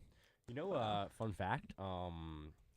It was Because I horrible. feel like a lot of people don't know this. What you just said, UMBC beating Virginia, first time 16 seed ever beat a 1. Obviously, Virginia's coach leaves a few years ago. Their coach now, Ryan Odom, the coach of UMBC when they beat Virginia. He's now the coach of Virginia. Like, I feel like people don't talk about that. It's so cool. Time is a circle. I didn't even Yeah, know it's that's like awesome. And he totally fits the description of Virginia coach, like grayish hair, very like clean Old kept. school. Like it's very You're literally just describing like every coach. Yes. Yeah, true. Like- Speaking of old school coaches, I liked your St. John's pick. Rick Pitino. It was a tough loss against Duke. Over Oh my 900 God. wins, you would, There was like a I saw this morning. There was a quote by him where he was like, it was just a really great group of guys, and it was so sad. It makes you sad. I mean, even if makes you you saw sad. Howard got bounced in the first round. If you saw their players talking about their coach, I said to my dad, these players are making this coach a lot of money. Someone's going to pay this guy a whole lot to take over their basketball program. They talked about him as almost like a father. Yeah. I've I've met the Howard coach. Have you? Kenny Blakeney, yeah. Whoa, go on. That's so weird I brought that up. A lot of history with my dad went to school with Kenny, and then Kenny transferred to Duke and played at Duke before. He might have played a year or 2 in the league, but he couldn't make it in the league. So when Kenny Blakeney got to coach at Howard, my dad, like, they would still been in touch. So I was at Howard games all the time. I was spending time with Kenny and his family. Super, super great guy. Can't say enough what he's done for the program at Howard University too. Like, they were bottom of the barrel, and now they've won the MEAC 2 years in a row. This is the second time in the tournament since he's taken office about 4 years ago. He really is like a father to these players. Happy I brought it up. Jeez. Yeah. What are the odds of that? Yeah. It was a really tough loss against Michigan. I think like where Howard's going is really good. Kenny has a great resume going for him right now if he chooses to go to a different team in the future. I think he can go to the Power 5 soon. Oh, absolutely. But I also know how much he commits himself to whatever he's doing, and the way he's committed to Howard is really, really special, and it's beautiful what he's done for that school and the basketball program. Absolutely, Shout out. Shout out. Absolutely, that's one of my favorite parts of March Madness. The people stuff. Oh my gosh, yeah. Stuff where so many storylines. Yeah, so and many stories. everyone's living out a dream for the most Yeah. part. I mean, some people I think think that they were predicting they were going to be there, but the bottom half of the NCAA tournament is just people living out their dreams in a very visceral way. I mean, even I was at the A-10 tournament with our producer Joe Henry. That was even super emotional, even with Fordham, and obviously that was a group that me and Joe Henry really got to know and really liked. And it's powerful. These people really care, which is I think the kind of overarching thing that kind of stands out to me the most is that these people just kind of care. Yeah. And kind of going forward to the games specifically last night, we had great games last night. As I said, I ran into some FUV royalty last night, the heads of the station my freshman year, and they were watching the Duke game last night, Duke St. John's. That was an absolute slobber knocker. The game before that, absolute slobber knocker as well. What does that mean? Yeah, I just it's really just because I like wrestling. Like, I don't think anyone would ever use that word unless you're like a wrestling announcer. Violent collision, intense fight, or a very hard-fought physical match. Tell me that didn't. Tell me that wasn't That's apt. perfectly. No, it was apt. it was a Like perfect that. word. Apt. Perfect An word. apt description. An Appreciate apt that. description. But for the 4 games we had last night, wars. St. John's Duke 80-75, a Duke victory down the stretch. They trail almost the whole game.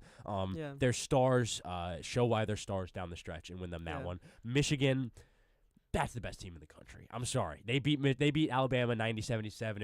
If you watch that full 40 minutes and think any other college basketball team is even close, I need to have a serious conversation with you. MSU in Connecticut, the biggest bloodbath of the evening. UConn up a gazillion points in the first 5 minutes or so of the game. MSU and Coach Izzo claw and fight their way back down the stretch. It was a one-possession game both ways the whole way. It was UConn, and specifically their scoring ability, which they haven't been able to do down the stretch. That was the difference. And to cap it off, your boy, Mr. Tisdale getting his victory, his Volunteers getting a major victory against Iowa State, a 2-seeded Iowa State, 76-62, a game that wasn't even really close from the beginning. Did not expect Tennessee to be this good. I mean, I think that's part of March Madness is you don't follow the regular season as much as anybody would like to before seeing them. But Tennessee is B to A all these games. It's unbelievable to watch. Yeah, unbelievable. I feel like all of these teams have just been so interesting to watch. Again, I do wish Michigan State had won over UConn. Sorry, UConn. I've always been a UConn supporter, but I'm like, in that game, I chose differently, and it didn't go my way. My roommate, David Tominelli, was very excited last night. He's from Weston, Connecticut. So it's interesting when you love basketball in Connecticut, like especially basketball, you have to love UConn. Oh, my gosh, yeah. Oh, yeah. It's a real thing. Oh, yeah. Even at House and Hall last night was the establishment I was at, basically a Michigan bar. Yeah. Well, Michigan gathering. It wasn't. It would be too big to call a bar, but Michigan grads, UConn grads. There's a few other schools that they're so mainstream that if they play in New York City, it's a home game. Oh yeah. I will say the Duke St. John's game had my blood pressure through the roof. I have Duke as my champs. Also, I'm watching from a place of love because my old roommate, who fortunately transferred to Rutgers, Victoria Ross, shout out Victoria Ross, and Angela, her mom, are the biggest Duke fans you will ever meet. The biggest, honestly, college basketball fans I've ever met. And I was like, I need this for them. I was getting emotional. I was showing so much disdain on my face. I had to Oh my gosh. Yeah. Okay. They sound great. No, they're great. They're great. Show some respect. No, I know. I was gonna make a joke about they sound terrible, but I want to be nicer, so I did it the other way. So it's it's coming from a place of love that I'm watching this game. And don't be perfect. And I'm I know that they're sitting there watching this game. Oh, I bet. And it's this is their this is their thing. This is their thing, and I'm I want this so bad for them. Yeah, that being that involved. In college basketball, it got me involved. Last spring when we were roommates, I was so involved in March Madness and college basketball. We watched every single game together. Yeah. So I'm I really want this for them. So Elite 8 matchups tonight. Any predictions? Yeah, we got our first round. The 4 winners from Thursday: Iowa, Illinois, Purdue, Arizona. That first game's really interesting to me. Iowa, Illinois, two teams I've had a lot of fun watching in this tournament, and I both think are really good. And the other game, there's a big part of me that wants to say Purdue's going to win, but it's every intuition I have is also telling me differently. I was talking to my friend the other day, and I said that I had Purdue winning that, and he said Purdue always sells. It's true. And I was and that is true. There is a running bit that they're only ranked really high at certain parts in the season just to then be beat by another team. Yeah. And to give them value. And I have them winning, and I'm very scared. The that's whole gonna thing? Be a big no. I know Mary Hannah Gallagher has them winning the whole strategy thing. counts. Yeah. Oh yeah.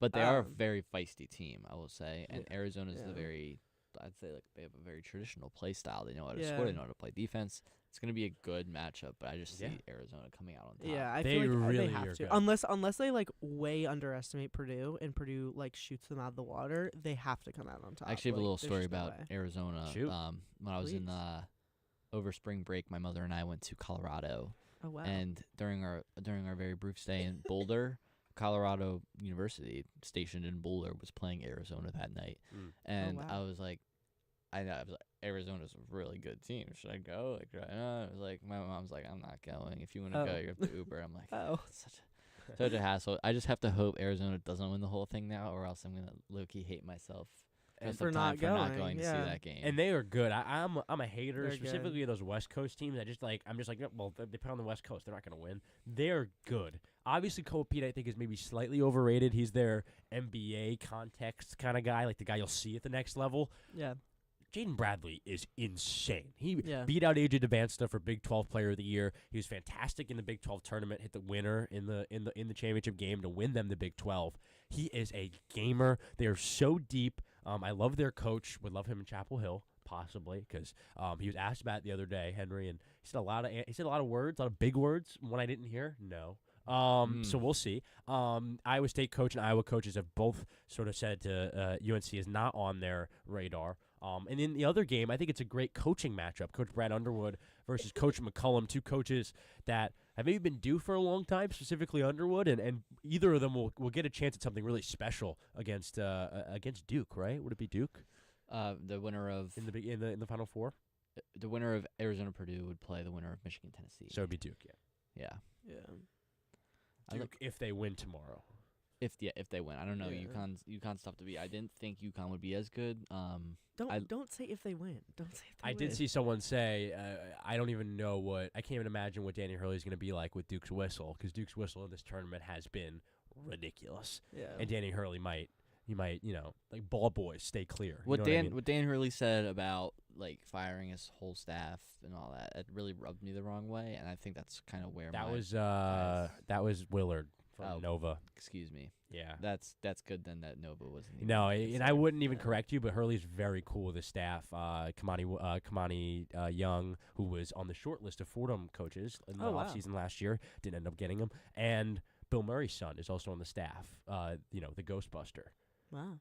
Like Groundhog Day. Well, now I have a newfound respect for UConn. And Bill Murray's son just got the Boston College job. Shout out to Bill Murray's son. I keep calling him Bill Murray's son. His name is Luke Murray, if I'm not Shout mistaken. out Luke Murray. Shout out Luke Murray. Yes, his name is Luke Murray. Okay. I think either Duke or UConn, though, if Iowa ends up winning, I think either of them wipes Iowa out of the water. Well, yes.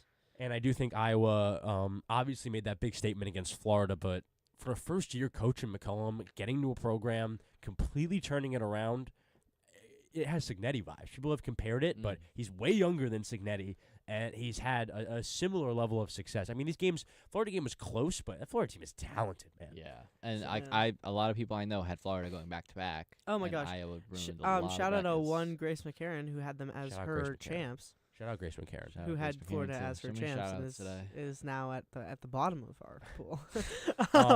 And our pool is Brendan Shorey specifically was a guy who he was like 100% for like 2 days. I don't know if let's see if he's kind of ascended down. I'm trying to look at the other names. I think he has. It was me, Noah, Gabby and Price Brendan. on her father's account, dominating 93%.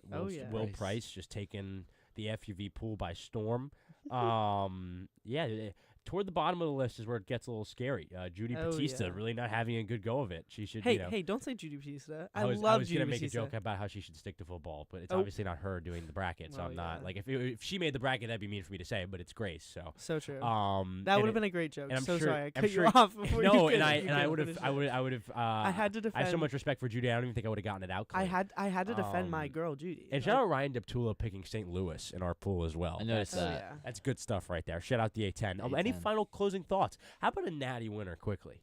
I'm gonna stick with Tennessee. I think I like when I pick brackets, I like to pick an underdog, and if Tennessee against Michigan could be a lock. Tennessee against Arizona, and then Duke or UConn also could be iffy. And Tennessee's proven themselves to win those games. Give me Tennessee. Give me them winning the finals by like 5 points. Off free throws. Are you seeing my face right now? Yeah, and I'm serious. All right, well, that better not happen now, because if I just gave him that look that I just gave him and they win, then I'm never living that down. But, I mean, obviously Duke. I have Duke. And if it's not Duke, I want it to be Illinois. Where was your balance between madness and strategy? Where's your love for basketball? No, hold on. Loki just clocked you. Hold on. No, I'm going to clock him back. That is the perfect balance between madness and strategy, because Duke is a #1 pick, and they haven't been doing that well. So that is kind of madness. Zone against that Siena. is kind of madness. So that is kind of like balance. Whoa. They're Duke. Okay. Don't paint this underdog story. No. I will. I will. They're I'm the big painting bad. No, they locked in after Siena. They're the evil. They beat TCU by at least more than 25 points. They beat St. John's last night and Patino. They've got UConn. That's going to be a tough battle. But, I mean, I don't see them, if they beat UConn, I don't see them losing to Iowa or Illinois. Don't say or Illinois like they don't have a chance. Illinois is very good. Yes, Illinois is very good. I happen to have like an It's entire not an underdog, extended it's family not an underdog who's from narrative Illinois. for Duke, and though. It's not an underdog narrative for Duke. Okay, Who do you have, all. Chris? Fine.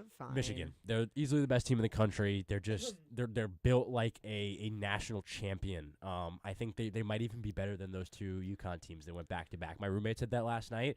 I don't know if I could disagree. They are loaded. I will say I wouldn't hate a UMich champ because my cousin goes. I wouldn't love it. My cousin goes there, and he was at the game last night. Shout out your actually, cousin. he was at the game. Shout out my cousin. He was at the game. That would be big for him. He loves basketball. But they win. They just got football. They just won. Okay, but this would be so big. This would be so great. It'd be big. It'd be big for your cousin. Just for my cousin. Just because it's your cousin, I will not. Just because it's my I'll cousin. not adamantly root against it. Shout out Dominic Leonardi. And shout out Yaxel Lunenburg. Yes. Elliot Cardo. Yeah, I think it covers our college basketball. It's an exciting time. I think specifically Elite 8 and Sweet 16 are fun. I got to see my Tar Heels win a Sweet 16 and Elite 8 game in 2022. And I think of that weekend specifically this time of year all time. Very fond memories. So we're going to continue, not in necessarily the basketball realm, but obviously staying in the sports realm. I think we're going to take a permanent break from basketball. That was around an hour and a half of ball talk. As much as I love basketball, let's swing the rock a little bit. Oh yeah. Going to our next, we're gonna do baseball opening weekend. Opening day was 3 days ago now. Well, the Yankees played on Wednesday. Wednesday but night. Everybody else played Wednesday night. Thursday. Netflix hosted opening night, and yeah. it was terrible. Giants Yankees. The Yankees have been fantastic. Mets have been pretty good too. Mets have played well to start. And yeah, they've kept the Evan Roberts and the guys like him in this city happy for at least a couple of days. So we'll take a little break, and then we'll talk a little baseball on one-on-one.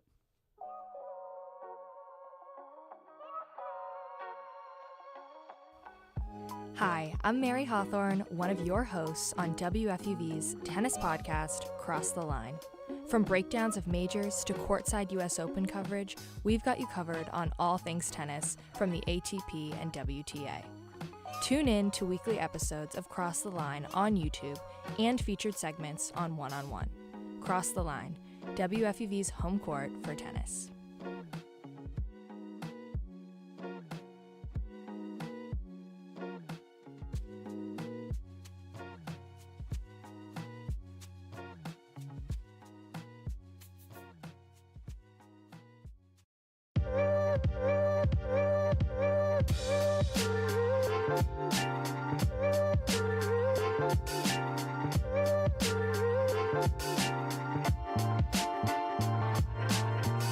Hi, I'm Ashley Went, one of your hosts for FUVFC, WFUV's best, if not only podcast for all things soccer. From insight from beat reporters for all of New York soccer clubs to breakdowns of all the major leagues and events from the international pitch to right here in the States. Tune in weekly as we discuss all things soccer on Spotify, Apple, and wherever you get your podcasts. See you next week on FUVFC, a product of WFUV.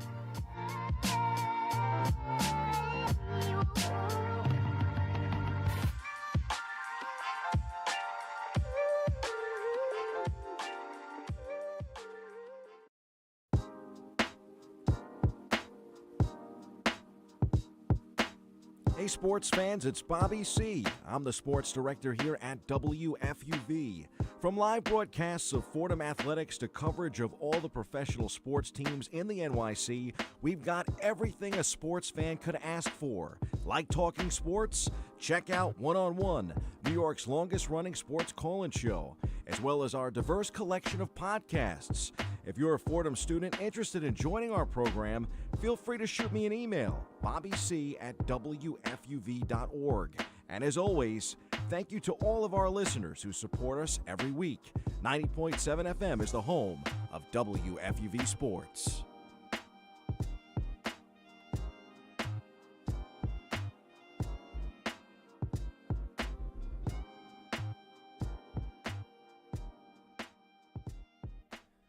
Welcome back into One-on-One, New York's longest-running sports call-in show. We've had a really good time so far, around an hour and a half of basketball talk. Talked local NBA, national NBA, and then some college basketball. But now we're going to get into the other stuff, the other sports that are going on, because I guess there is. Opening day started. We're at a point now where we're almost intersecting every sport. Obviously, football not going on, but we're in a really exciting time in the sports calendar. And truly, New York's team, Emma, the New York Yankees have See, had I a don't really agree good with that. start. See, I don't agree with Yeah, that. I know. And- So I'm just. And I'll take it back to when we were talking about the Knicks, and I'll explain why. When the Knicks go on a 25 championship run to even the Yankees, then maybe like it'll be a conversation. The thing but is, until then, the like, Yankees can't be New York's team because there's also the Mets. I hate It just balances it out. I hate what you're presuming there. Sorry, it balances it out. What are you presuming? That the Nets don't exist? Again, I would love. According to Helena Wolff-Eichter, they I'm don't gonna check exist. I'm gonna check my watch to how much success the Mets and Nets have had in the last 40 years. Oh, right, the same amount. So I would chill. But anyway, New York's team, the New York Yankees. Jay-Z wears the hat. It's New York's team. How many Knicks hats have you seen Jay-Z wear? My point exactly. Because that's not like. My point exactly. Oh my A lot of people wear the Yankees hat though. The Yankees have had a great start. Emma, you said you had a That's Yankee true. story, so I'll I take it to do you have a first. I Yankee first have story. a stat. The Yankees have Okay. played 2 games. They've won 2, 2-0 in San Francisco, and they have been fantastic. As good of a start as you could possibly have, and specifically as good of a start as you could possibly have, because I think a lot of Yankee fans' insecurity about this team is, well, they only hit home runs, which they haven't really helped that case necessarily, but it is the pitching. I think the pitching is arguably the biggest story for this Yankee team. Their pitching has been good on a historic level in the first 2 games. Good in terms of any baseball team that has ever started a season. First game, they win 7-0. They then, 2 days later, after a break on the Thursday, win 3-0. They're the first team since a 1940s Cleveland team to have their first 2 games of the year scoreless, put up goose egg. The other team put up goose eggs in the first 2 games with 5 or less hits in those games as well. It's been Max Fried on the bump. It was Cam Schlittler on the bump yesterday. They had really good starts and looked like true aces out there for the Yankees. But Emma, get to your story. I Just want to throw out context, yeah. and then we can. I am the biggest Yankee hater you will ever meet in your life. I'm number 2. Number 2, yeah.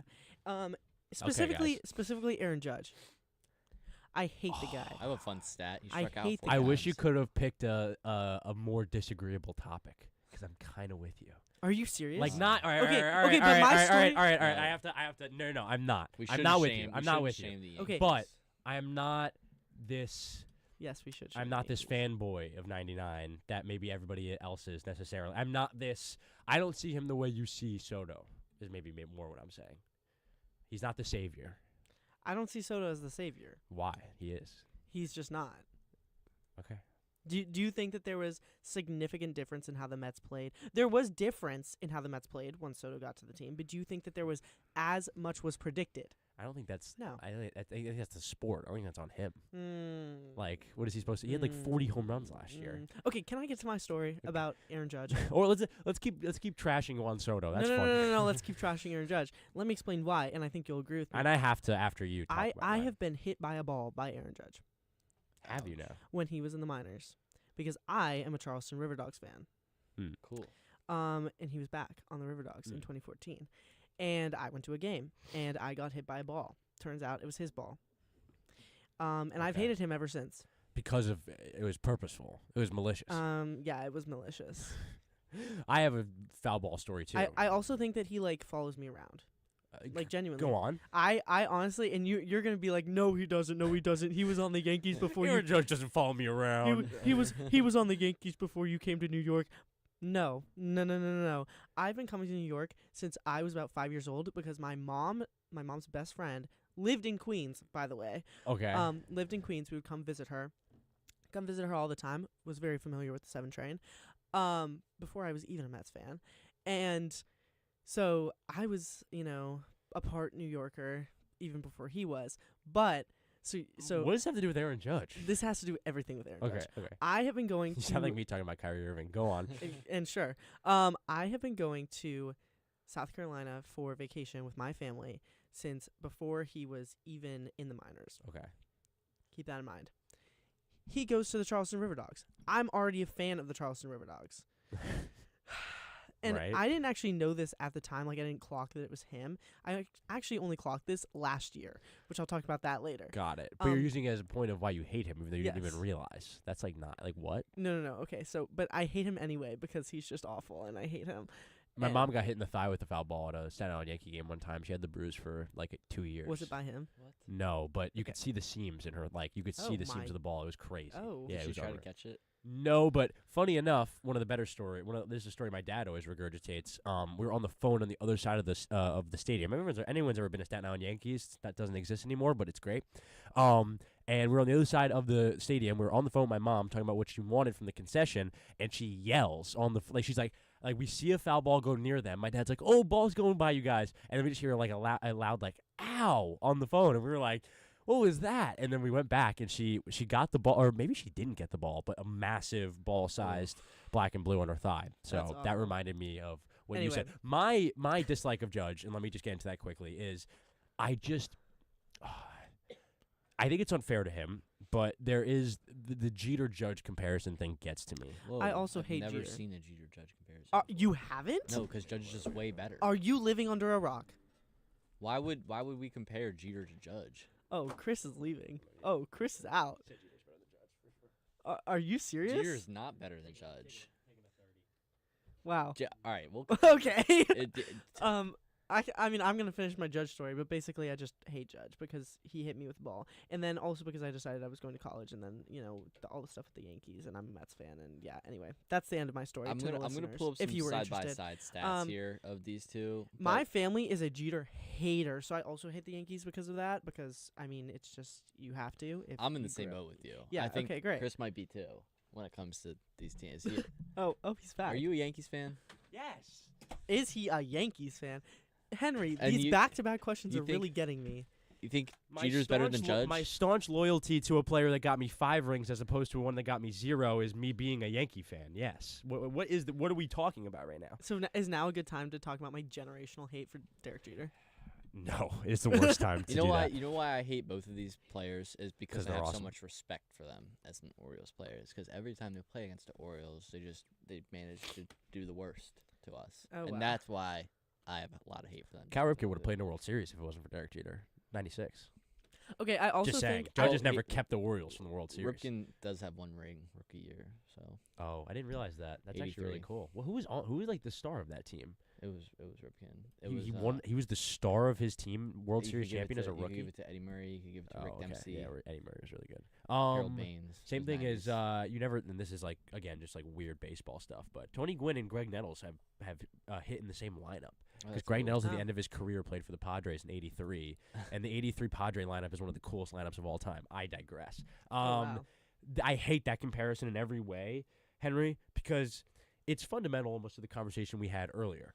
There's a certain priority put on leadership and things of that nature with a guy like Jeter that because Judge is obviously really handsome and on all the posters and, plays really well as a superstar player, that all doesn't necessarily then mean that he is that leader. Like you have to become that. You aren't just are that. Yeah. And I think that's the fundamental difference. And from a Yankee fan perspective, this isn't the professional talking. This is the fan talking. I just like how much Jeter I just love how much Jeter hated to lose. Like fundamentally, I just love how much that guy, not even how much that guy loved to win, I love how much Jeter hated to lose. And I don't feel that, not only in Judge, because it's unfair to just say with him, because again, like we said about Soto, it's because of the game, you can't just put it on one guy. Yeah. But that mentality of like, I would rather, the last thing I want to do is lose. I think that's been the fundamental problem from a mentality perspective for the Yankees for maybe 20 years. And it's hard to put a poster boy on that mentality that isn't 99. I just hate, regardless if it's his fault. I just hate both of those players. So and also the swinging at the dirt with the bases loaded in Game 1 in Toronto. Like again, we could say all these narratives are unfair, but then when he proves them correctly in the biggest spots, WBC happened a month ago. Like, what am I supposed to say? Oh, everyone's wrong. What they're watching is wrong. Oh, what you're seeing is like actually not correct. Like, I can't argue. You know what I mean? So it's a fundamental problem I have. Like, here's Derek Jeter's a terrible defender.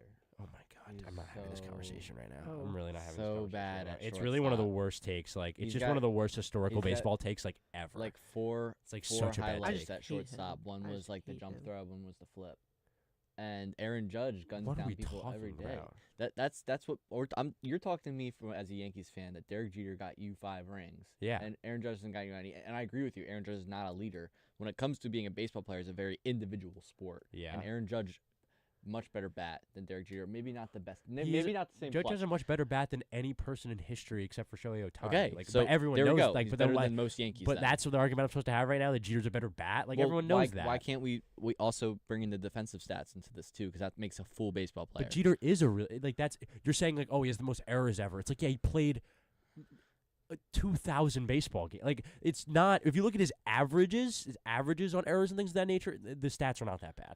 And also, it's the goalpost moving to the highest level because if Jeter was playing shortstop right now defensively for the Yankees, and his name was Anthony Volpe, and he played the exact same offense, everyone would be like, yeah, he's still really bad offensively, but like he's kind of a good glove. Like that's what everyone would like. It's just because it's Derek Jeter and his bar is so high. The guy played a top 10 shortstop defensively for 20 years, and then people are like, oh, he's a bad defender. It's like what? It's like David Ortiz is a bad defender. It's like this. First of all, to say he's anything below average is insulting and subjective, and saying he's anything except a top 15 shortstop in any given season he played in defensively is hater mentality. It is hater mentality, but it's also statistical that he is below average. And what? His defensive runs saved above average per 1,200 games is -9. What does that mean? He's negative. What does that mean? He's -9 defensive runs below the but average what does that player. mean? Like what is negative? What does that mean? Means every game he plays, he's giving up at least 9 runs. That can't be true. Every game he's playing, he's giving up 9 runs. You just said what? Over the course of the average MLB season, is that what you mean? Yes. Over the course of the average MLB season. Again, that feels different, 9 and also runs below the average. I also don't know how player, tangible CJ that. Abrams is your average, and Derek Jeter's below that. Who cares if it's a different generation? Again, I hear all these stats like if he was that bad, I feel like it wasn't charity. He was playing shortstop. Like he was. And it looks like it. Like here's -15. Here's -24. 21 runs given up below average for the whole year in 2007. This is such a 2011. 14 runs given up. Look at 2013, -66. He was 66 runs given up per the MLB season below 66 the average. runs in 182 games, including playoffs. Like I actually don't think that's that bad. It's like really not. He did play DH a lot that year. Yeah, but then we're like that's like not something you would look at. Like there's just a lot of things. All right, so 130 games. The year after was -22 below. It's my least favorite. We had this argument with Caleb Mack, Caleb Stein's roommate, on his last show at the end of the year last year. I just don't get the argument. Again, like as much of a hater as I am of the Knicks or any of that, I'd never be like, Brunson's a terrible defender though. It's like who cares? Like even if he is this bad defender, you're saying like who cares? Like I feel like you have to care. Why? He has 5 rings and 3,000 hits. Like thank you, A-Rod, for the rings. And okay, he won one of the 5 with A-Rod. What are you talking about? He won 4 without him. What are you on? Let me bring What this are you back. talking about? Let me Just bring this dumb. back. Let me bring this back. I'm seriously so angry right now. If you aren't good defensively, that is part of being a team player, which you were just talking about. That is part of being a leader. You need to be well rounded. You need to be. I thought you were gonna say if you're bad defensively, they take you out, which is true. Like if he was this bad, like they wouldn't play. How good of an offensive player is Jeter that he was this liability, but then he was also in the Yankee lineup batting first for 20 years? Can I make a comparison? Was he the greatest hitter of all time then? Can I make a comparison real quick? Sure. You're saying why wouldn't they just take him out if he was that bad? Alexander Ovechkin is pretty bad right now, and the Caps don't take him out because he's a star player. But that's not what he's not talking about the 2014 season. He's not talking about like Jeter when he's 41. And also that would be insane if 10 years ago Ovechkin got taken out. That would be bananas. That is true. So I don't get what either of you are saying. Derek Jeter and you're talking from the perspective of an organization where their best player's greatest accomplishment is how many games in a row he played, which is something that almost is conjured up in the Jeter for all the delegitimate accomplishments that people make fun of Jeter for having. That one is in the vein of that, in the exact same way. They shut down the lights of Camden Yards one time because Cal Ripken wasn't there and he was going to beat up a teammate because there was nefarious off the field issues, and they literally shut down a game one time so that Cal Ripken wouldn't lose his streak. This is what and this is how he talks about Jeter. Bananas. He's wearing the jersey of a player whose greatest moment of his career is being a part of the player's last moment that we're talking about right now. What are we talking about? Genuinely. Here's what I'm talking He about. pulled up stats. I'm talking about the And difference. I'm He's saying they don't talking about matter. stats. They do matter, though. I'm saying This they isn't- don't. this isn't MVP. What are you saying? judge, Okay, this is fine. They don't matter. MVP They Jeter. do matter, Emma. You're right. They do matter. What do they matter? What are you saying then? What are you saying about Jeter? That they okay, they matter. What does it say about him? You're saying he's this great player, but if the stats are like not like No, right. What are you saying? And he is a great player, but you're like holding him up to this like really high pedestal that his stats do not back up. I'm not holding him up regular anywhere. I'm just season- saying what he's done. how I'm many saying he's regular done this, season done this, done this. I'm not saying he's Derek the greatest. Jeter He's the MVPs are there? greatest. He's holding him up. What? Looking at you. How many MVPs does Derek Jeter have? 0? How many does Aaron Judge have? Like 3. Okay, I don't want to make the. Yeah, like, what I is don't this want to talk about comparison? the That's a stat comparison. comparison. 62 That's a home stat runs. I just want to talk comparison. about how they both suck. I hate this. I'm Though fundamentally I think the in a only bad difference mood. here is the clutch. Fundamentally in a bad The mood. only difference here is the clutch. Derek Jeter is just so much more of a clutch player than Aaron Judge will ever be.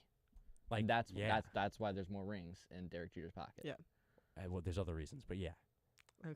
He's Should yeah. Okay. Should we? Also, should Aaron we Judge is the move least on? clutch player of all time. That is like, let me just end it here. Like we talk about, like all right, whatever. Judge is far and away a better Yankee than Jeter. Whatever. No, okay, I don't agree with that. I would like to say This is I don't agree the with exact that. argument people would have about Don Mattingly. I'm sure you know far less about Don Mattingly than you do about Derek Jeter. Yeah, and Don Mattingly is a far better baseball player than Derek Jeter was. I will say that with my chest out and to 4 million people. I don't think anyone that's watched Don Mattingly and Derek Jeter play baseball would say that Derek Jeter is a better baseball player. Derek Jeter is a greater baseball player than Don Mattingly. They're fundamentally different things. What? Just define it. What do you mean? LeBron James is a greater? better basketball player than Michael Jordan. He's not a greater basketball player than Michael Jordan. Okay. Oh. You know exactly what I'm saying. Okay, yeah. All right. So here's. No, that makes so sense. here's. Okay, here- okay, Let's come to fine, this okay, conclusion fine. then. I Aaron will Judge agree with is- those definitions. Aaron Judge is a better player than Derek Jeter. I don't Derek think a Jeter single is person would argue with greater you about player that. than Aaron Judge. That's what Absolutely. you're I don't think saying. anyone would argue with either of the things you just said. Okay. Okay, wait. That's what I'm saying. Because that's what I'm saying. At the end of the day, you're like, then like, what are you saying about Jeter? We were like, arguing over peas and carrots. We were. you're like, oh, he's a We great were. player, but We it's were. like, well, then like, I'm saying he's a great player. You're saying he's a great player. It's like, what are we arguing? Like, you're saying his stats aren't that Well, I great. also just I'm don't saying they like don't him. really matter. Fair, but also I would never be this objectively like about a Nick because I think I'm a bigger Nick I'm hater not a than you're. Knicks fan. No, but I'm saying I'm a bigger Nick hater. Than I think you are a Yankee hater, and I don't think I would ever be this. I don't think that's true. I think it's All true. right. I Here's, don't think here's that's my last true. thought on this. Baseball is a very stat-heavy sport. Players don't really Very care true. about the stats, but the stats do prove themselves because of how many Yeah. games they play and how many stats there are. Yep. You can compare stats. It in is a baseball. very. It's as by the it's as mathematical as any sport yeah. is. Oh, yeah. Also, maybe one of the hotter takes ever said into an FUV microphone. You think you're a bigger Yankee hater than I am a Nick hater? Yeah, That is I- bananas. No, but I think it's true. I mean, I'm scared to ask you about the Yankees if you're like I don't even know what that looks like. I to don't be even honest. think I can talk about I've it. been on- I feel like I have to talk about it in a ring. I've been I on can't- record I can't saying talk about it here. you know how much I love the Nets, right? You know how much I love the Nets. I've been on record saying I hate the Knicks more than I love the Nets. I don't think you could say the same about the Mets and the Yankees. I don't think you could say you hate the Yankees more than you love the Mets. I'm not saying that's also true for me, but at certain stages, 1,000%. Here, and we're gonna go back to a similar conversation about What a segment this about the best versus greater. Yeah. I've hated the Yankees longer than I've loved the Mets. That's fair. You know what? As an Orioles fan, coming to New York and being in school here made me realize how much Yankees and Boston rivalry is greater than the Yankees and Orioles rivalry. Oh, for real. yeah. But Orioles fans still hate New York and hate the Yankees, and I hope this year is the year you guys finally realize And to be that. fair, my boy plays baseball at Salisbury and gets a lot of crap from all the Oriole fans down there because he's a massive Yankee fan, and everyone down there in Maryland is massive Oriole fans. hate the Yankees. It's Baltimore insane. hates the Everybody hates the Yankees. It's insane to think with Sorry. Harper and Soto and all of this hype that the Nationals just didn't garner any of that market whatsoever. 'Cause I feel like they share. Yeah. I know we we- talked we about were this before. talking about I feel like they share some area. Like Yeah, you have it's to just pick not between the the same. two. Broadcasting It's just rights not right the now. same. You It's don't just think not that the there's same. parts of Maryland that like it could like what is DC's fan? No, what is- Lots no. of parts of Maryland don't even care about baseball. Also, It's I only feel the like, cities. and correct me if I'm wrong, but I feel like a lot of people who are Nationals fans, or a lot of people, I'm gonna say this from a perspective of people who knows Nationals fans actually, and then you can tell me if it's true on the Orioles side. Okay. A lot of people who are Nationals fans, I feel like if the Nats were like doing really bad, and they weren't playing the Orioles, would root for the Orioles in any game they were playing. It's fair. And I feel like that, and that's a long-standing like thing. Like I'm the same way. If I don't have personal beef, like before Soto and before like Met fans got very vocal and like annoying. Like I rooted for the Mets in the 2015 World Series. I wanted Curtis Granderson to be a World Series champion. Like I fully was a root. My mom's a big Met fan. Shout out my mom. Her dad, Eddie, was a massive Brooklyn Dodger fan. And then it sort of kind of carried over. He was a big Met fan. She's a big Met fan. But I would root for the Mets because I didn't really feel that rivalry to be strong. Now it's a full-on rivalry. It's really bad. Yeah. I mean, it's always been bad for me. But Emma, I think I thought about what you said, and it's pretty true for Orioles fans. The Yeah. problem is we haven't been able to see the Nats in high levers. I feel like, and I was saying I think I was saying this before the show. I feel like this is why. It's because the Orioles have been around longer than the Nats. 100%. So people who are Nats fans, well, yes, like statistically, they've been around. No, but longer. I mean what you're saying. So people who are now Nats fans grew up with Orioles fans, and like that's a whole thing where like at Caps games when they're singing the Star Spangled Banner, we shout out Red for the Caps and O, which used to be for the Orioles. Now it's kind of also for Ovechkin, but it cool. used to be That's for the fair. Orioles. I'll give you guys that. That's cool. So it's more of like a we didn't have a team for a while. And then now that we do, it's like, okay, but we still have this other team as They well. had those Senators, which Ted Williams was the manager of. But Yeah. then, like, they end up getting the Expos from the Nationals. Yeah. Also, my favorite of that very niche thing you just said, in Dallas for the Mavs, when they say, and our flag was still there, they all yell flag for Cooper Flag. It's very cool. I love that. But yeah, I think that's going to wrap us up and perfectly kind of segues us into some Mets talk. We're going to take the 7 train. We're going to go down to Queens, and we're going to get into sort of what's going on in Steve Cohen's world. They've had a decent start as well. The Paul Skeens pull in the first game, a moment in time, and we'll get into all that, and you'll kind of be the quarterback of that ship. But for now, you're listening to One-on-One.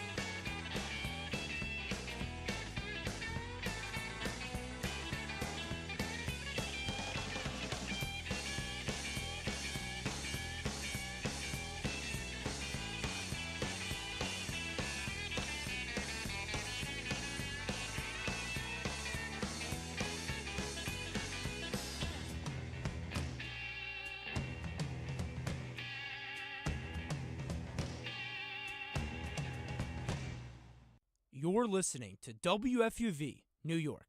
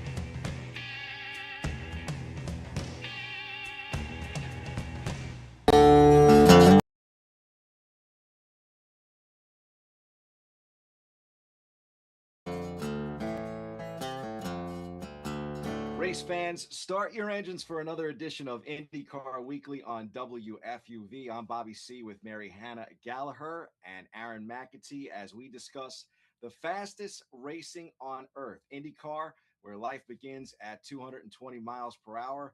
We won't waste any time here. I'll start with my man, Aaron McAtee, our Indianapolis correspondent, always coming to us these weeks from the car. Aaron, how's it going? I was figuring we could start with talking a little bit about Barber and this weekend. Yeah, as always, thanks for having me on. Sorry I have to be in my vehicle. If we do this maybe sometime on a night or on a week, I can actually be in the official racer.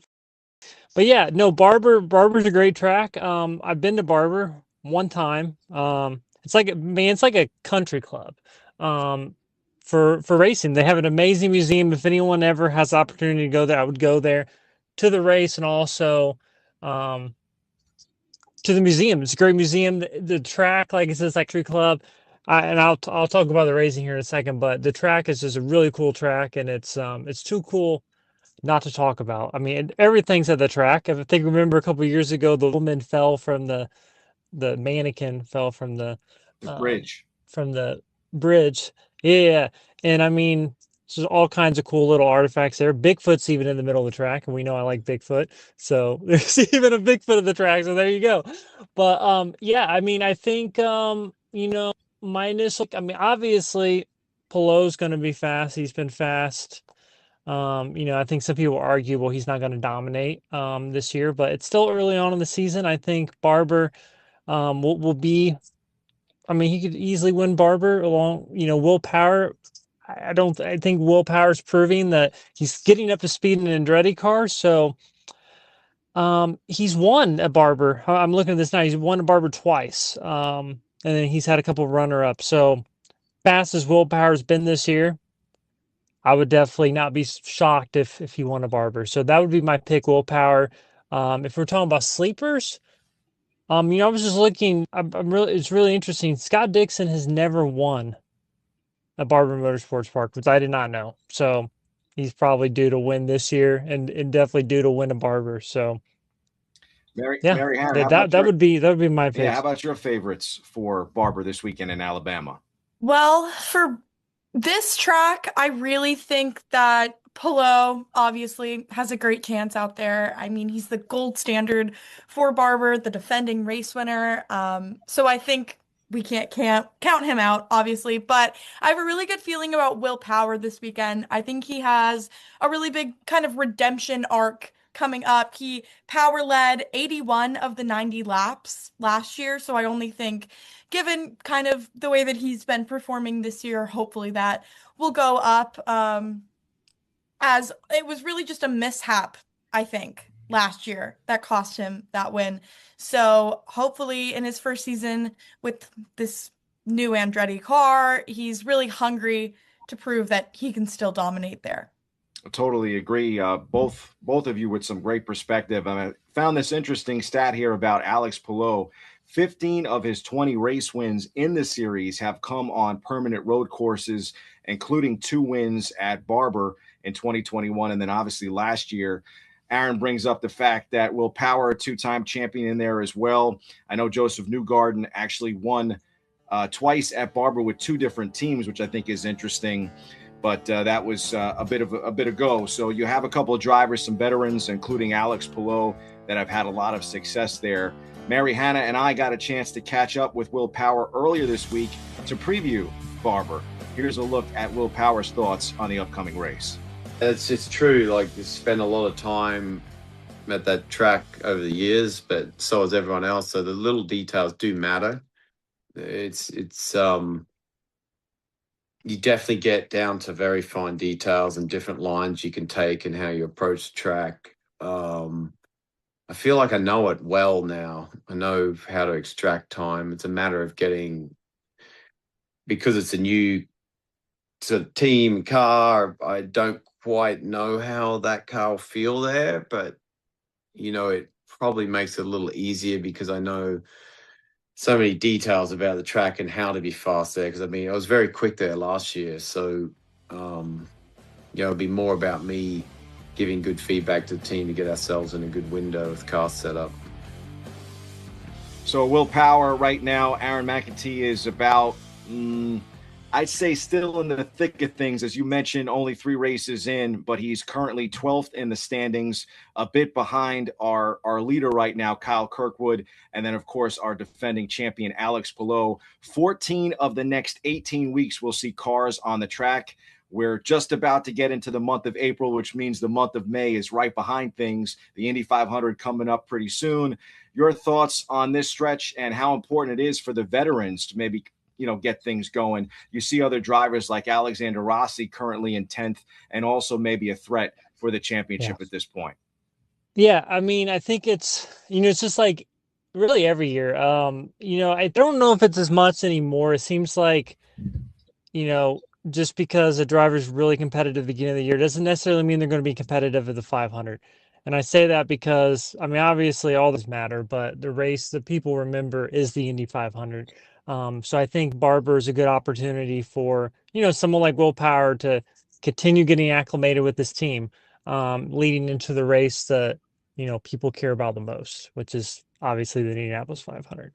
You ask a lot of these guys. I remember a long time ago, I had a conversation with Dan Weldon. I mean, obviously this was years ago, and I think he basically said he would take an Indy 500 win any day of the week over a championship.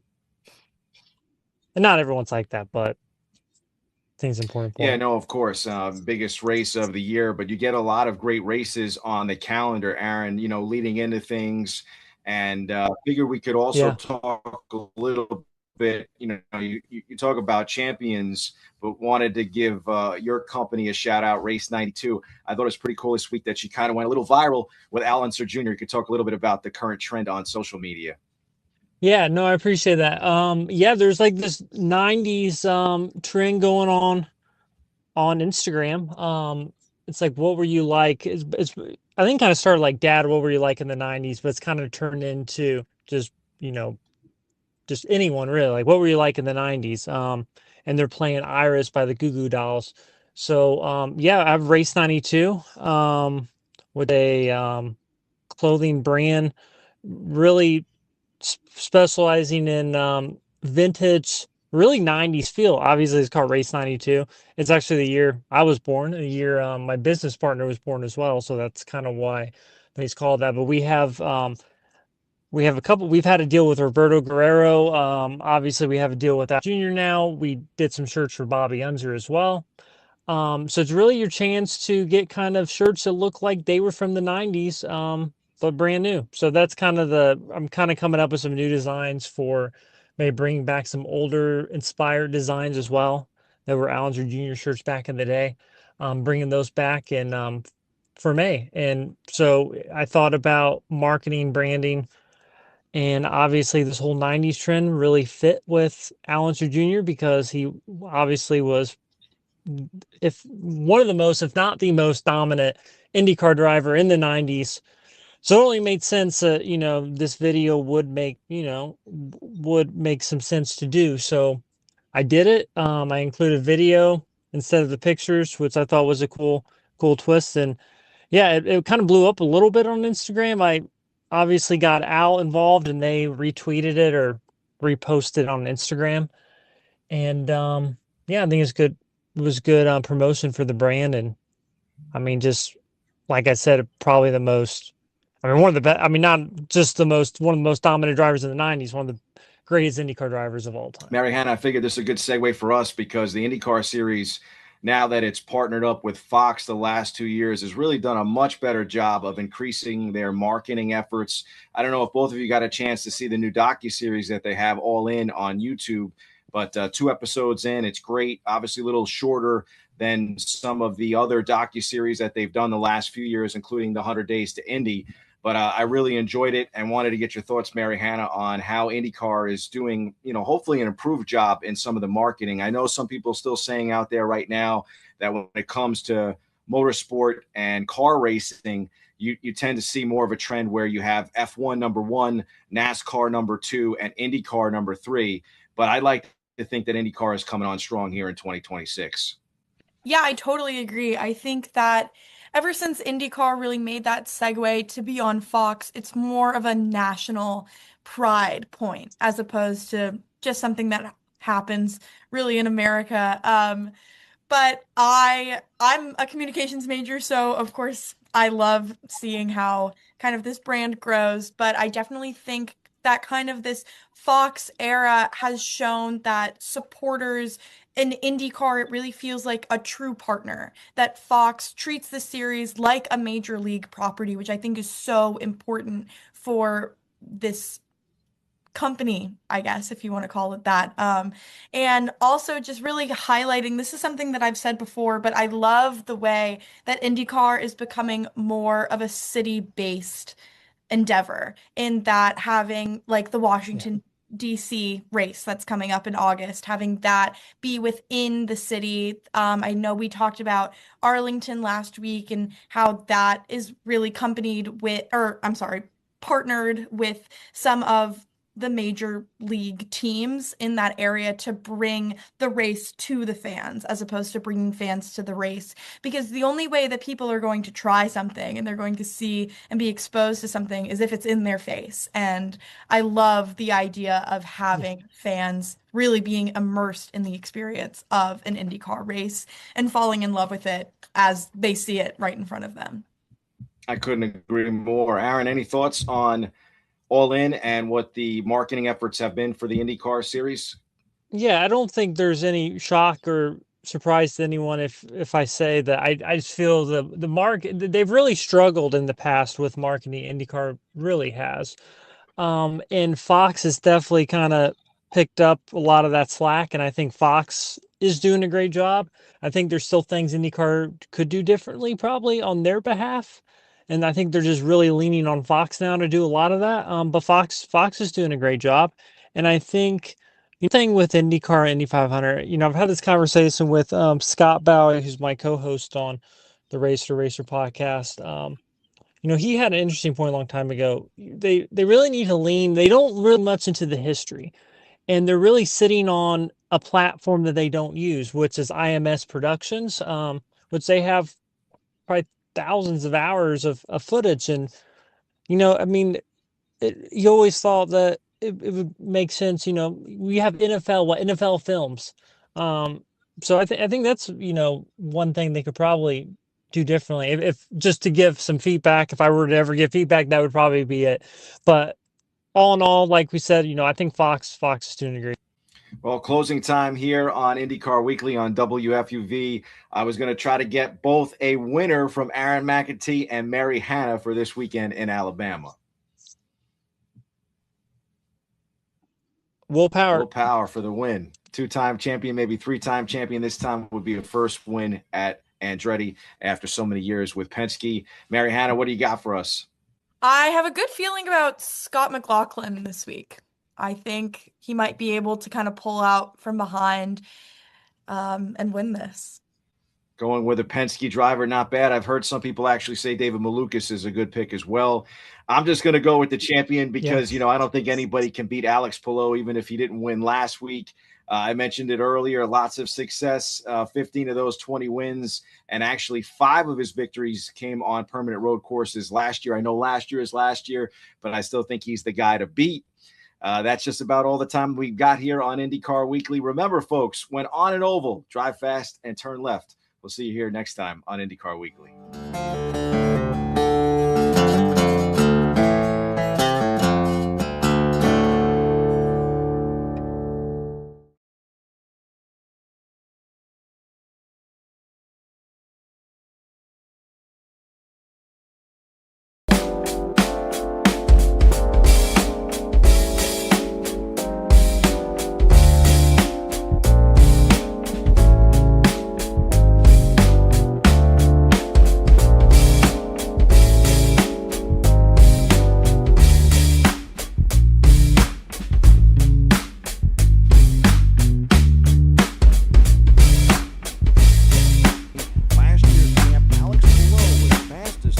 Sheets, averaging about 125 miles per hour. Palou is also a 2-time winner at Barber and may have the pace to make it 3. Kyle Kirkwood was second quickest in practice, but the field remains wide open with others like Christian Lundgaard, serious contenders. After all, he was runner-up to Palou last season. I mean, I've always loved this place. This was my first ever IndyCar test back in 21. No, I mean, I've had some good results. Also had some less good ones, but I think it's trending in the right direction. And we are trending toward race day. Sunday's 90-lap race begins at 1 p.m. Eastern on Fox, Fox 1, the Fox Sports app, and IndyCar Radio.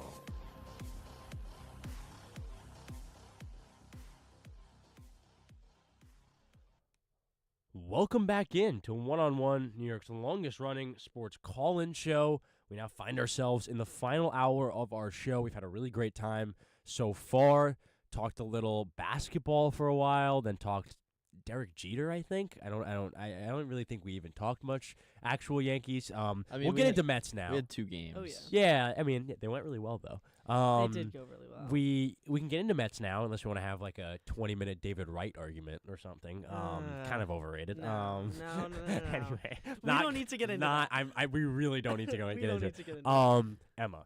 Yes. Our resident Met fan. Yes. Our Met fan who seems to care. Oh, yeah. As much as anyone here at the station. Maybe Grace McCarron has you beat by like. Oh, Grace McCarron definitely has me beat. She, I still will never forget. Terrenz. I don't know his first name. Luis. Yes, good call. He was playing for the Mets. We were at a Mets Yankee game in the press box, and Grace was like, I was like, Luis Terrenz. I was like, who is that? And she was like, Luis Terrenz. He was a Yankee. Like, how do you not know that? And I was like, I don't think he was, like, I don't remember that. And then I looked at my phone. He played, like, 12 AAA games for the Yankees the year before. And I'm like, how do you know that? She knows everything. She's a savant. You're a savant. Yes. First couple games, as I kind of alluded to, I lightly teased, they went well. Were you satisfied with the first 2 games? And kind of, what were your general thoughts about game 1 and then going into game 2? So I will say they play their second game today. Today, yes. Yeah. But the first game went so well from a vibe perspective, including some mistimed O'Neal Cruz errors, that it made me feel like they won too. I have a quote to start us off. It's just about that subject. Go on. It's a quote I found on Instagram, so it is not an original quote to the listeners, but I thought it was really funny. It's O'Neal Cruz forgot he had a Mouska tool on his hand and could catch the ball instead of letting it hit the ground. And I was like, wow. Is that going on a mood board somewhere? Oh, yeah. Yeah, that's good stuff right there. I screenshotted it and I sent it to our mutual friend Laura, who's a Pirates fan, and I was like, so how do you feel about this? She left me on red. So anyway. It does happen. It does happen. But that first game went well. The bats showed up. Pitching was relatively, it wasn't as fine. good as it wasn't as good as I was like hoping. But didn't take them out of the game. No, which, not at all. has been a problem in the last year or two. And of course, I think the most exciting part of the afternoon was this emergence of this rookie Carson Benj. Yeah. Benj. Benj. Yeah, he was fantastic. Yeah. Oh no, he was great. And I actually have a stat. Yeah. Because I posted this on my Instagram story, so I'm looking at it right now. While you hitting the archive, yeah. When we preseason, I was I got to interview Sal Licata from SMY with our friend Max Langer, and we were talking about that left field spot for the Mets. And Benj with that home run already, I think it fits perfectly in. Oh my gosh, it's good. They don't need to go look for any other outfilders. They just need to focus on the weak points now. We're gonna look at the second game today. The Mets casually field a very respectable lineup, top to bottom. Go on, Emma. You have a stat or a quote? Courtesy of actually SNY. Every member of the Mets lineup today, this being Thursday, aside from Francisco Lindor, had an RBI. Instead of driving in a run, Lindor was on base 3 times and scored each time he was on base. It's good value batting. It's pretty good. That's great. That's good. great. And, we've struggled so much with batting that it's like, and people just not like showing up where they're supposed to show up, that even though I was so sad to say goodbye to dearest Pete Alonso Jeff and McNeil, Nimmo. I guess, is chopped liver. The squirrel? No. Okay. Love that man. And Nimmo. And Nimmo, but like I feel like people love him. McNeil had to go because of his thing with. Be honest. McNeil had to go. Be real. McNeil had to Be 100% real with me right now. Now he's gone. The running after the walk is a little cringy. Don't lie. Fine. Don't lie to me right now. Fine. Thank you. I will say. Is. I will say. He's doing too much. Calling back to Helena Wolff-Eichter. Nimmo's her favorite player on the Nets. And he wears a good number and everything. He But does, to your point, they made investments this offseason Oh, because of that kind of waning bat Obviously, Bichette, maybe the biggest move of the offseason. Polanco, yeah. now at first. Luis Robert, now taking the role in center field. Marcus Simeon playing second. Some of those moves celebrated. Some of those moves jeered very hard on Met Twitter and online and Met discourse. How do you feel just from a sheer talent perspective about this offense? So I will say, in the offseason, when all of these moves were happening, the first few ones were happening, and we were all like, what is David Stearns doing? Like, fire David Stearns. Please get him out of here. And then we see, he keeps making these moves. We see the end, and I'm seeing comments that are, like, from Mets fans who previously were like, fire David Stearns. Went, wait, he kind of cooked. Wait. He kind of wait, what happened? Like, how did this happen? Like, because it looked so bad at the beginning. Like, with all of these, like, key players, like, leaving, like Alonso and Nimmo and McNeil, fine, we'll throw him in there. But, like, specifically, like, Alonso was a big hit for us. Yeah. And I feel like everybody was so taken with that and the fact that they were like, oh, my God, he's gone. Like, fire David Stearns. And then he cooked, and we were like, "Oh my God!" So I don't see how this team is in the long run. I'm sorry. I agree. It's a short term. Louis Robert has slowly been declining, and he seems to be the power replacement for Pete Alonso. He only had 13, 14 home runs. His .223 batting average is much to show for. I think Bichette too he's a great bat, but any sport, I love watching defense, and Bichette doesn't have defense either. Sorry. And playing third base now, it's just remind me. What did Pete Alonso do for the Orioles on Thursday? All right, so it's one game. This guy's had a lot of rada talk. He had a we can go on walk. to. He had a walk. He walked, and I'm pretty sure he got a run scored off of that walk. So that's value batting. Not according to the stats that I'm looking at. All right, so we still won the game. It's a team sport. Were you a Pete person? Were you a polar bear? Okay, I like it. Polar bear disciple. For the culture. Okay, and how do you feel about him leaving the Mets? That's interesting. I think the Orioles overpaid just a little bit for him. They tend to do that sometimes. It's true, but it's also good because I think I'm not discouraged by the payment we gave Pete because of the payment we just gave Shane Baz. And I'm just saying what I'm just being young. I'm being negative about it because the last time the Orioles first baseman, power hitter, big contract, it's the worst deal I've ever seen in sports. The Chris Davis deal. It's not close. The Chris that Davis is the worst terrible. deal I've ever seen. Well, I think maybe Ellsbury Yankees is actually just as bad. But the last time we pay him is the last year of Pete's contract. Bobby Bonilla. Bobby Bonilla, yeah. He's Chris Davis is up there with one of the worst contracts in sports history, I think. Anyways, Pete coming to the Orioles, as much as it was a lot of money we gave, he brought the energy. I think maybe the way he's been becoming a leader for this team and the stuff he said, picking up the teammates, being a vocal person in the dugout during at bats.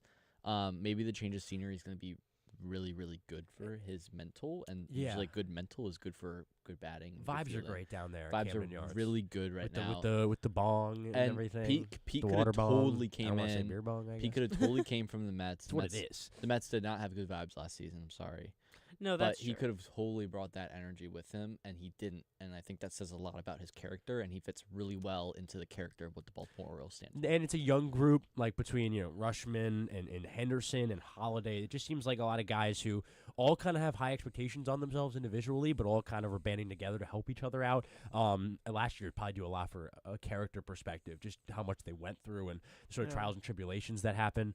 For you, kind of going into this Mets season, thinking about obviously a loss like that. Last year, it felt like they were immediately like, we're going to go win now, make the Soto deal. They were kind of just caught in the middle. They weren't a contending team, not a team, tanking for lack of better term. But what is the expectation now on the Mets this season? See, the thing is, and I know that you guys say that you don't see this working as well as it did, obviously, on Thursday, longer term. I kind of, I don't disagree and I don't agree. I think it could go one of two ways. I think that it could, obviously, as you guys are saying, it could just be start of the season, high energy. I mean, we had that last season where we had the high energy. Obviously, part of that was from the Soto acquisition. But I think a really hard thing going into the season was thinking about how many of these players were new and how that was going to affect the like team like culture and the camaraderie, and seeing the just bright smiles on their faces on opening day as they're knocking in these runs, like that was beautiful, and it looked like a team that had been together for longer than a few months. Like that's kind of great. Yeah, like and that's good. And for all the maybe issues people, or for all the conspiracies out there maybe about Soto and Lindor's relationship, that's important, because I think that it even you can't tell me you didn't see the opening day lines where they barely look at each other. Like there is something there. Yeah. Keeping that vibe up is going to be ultra important. Yeah. You can kind of just assume that they aren't the tightest. They're just completely different people. They are very different people. I mean, That's Moneyball, though. Lindor seems like a bit of a buzzkill. No. Mr. Smile seems like a buzzkill. Just seems too serious. No, Smile. as He's got like a Chris Paul thing going on. Mr. Smile. You know what I'm saying? No, there's a difference between PR training and how you act with your teammates. Fully. Ooh, he's clocked you like crazy. Why did they trade McNeil away? I'm about. They've had so many altercations. I'm about to pull a Chris Carrino and walk. I did see room. McNeil hit a 3-run home run on 4th of July weekend. That was pretty electric against the Yankees. I can't lie. That like. Why is he not around anymore, Emma? What Lindor. happened to Jeff McNeil? You know you what? didn't even bring him up. She's one of these Lindor disciples. They're And you trying know to what? erase Jeff McNeil. Here's another thing about Lindor. You can't erase Jeff McNeil. He got Mr. Smiles from Cleveland. I don't think he's been Mr. Smiles. He has in been New York. all over you on this Cleveland Francisco know. Lindor thing Yeah. all Oh show. Oh yeah. Sorry. But give a final synopsis as to why you think he's not a Met. I'll say it like because after this. the Philly home run 2 years ago, he's a Met. I won't say Juan he's Soto a was in his peak in the Nationals, but he was the happiest. He looked the best. He was the youngest, obviously. And then when he goes for the money in San Diego, and then so does New York, and then the That's just Mets, not true. it's when players follow the money. It's like, okay, now they're playing for money. They're not even playing for the love of the sport anymore. I will say, and this is my hot take about Soto, and why, like, obviously money is a huge thing, and Grace and I have debated this for lots of hours. Money is a big thing, and I'm not saying that he didn't go to the Mets because of money. I'm saying that I also think that the factor, there's another factor here, and don't laugh at me. Don't laugh know at what me. you're about to say, and it's hilarious. What do you think I'm gonna say? You go first. He's with the Mets for other reasons that aren't money. Money. No, I'm saying it's probably.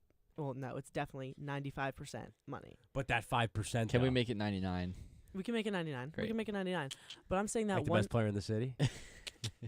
I'm saying that I would not be surprised. Obviously, I don't know what's going through his head. I don't know like what he's thinking about on a day-to-day basis. And again, 99% money. I'm with you there.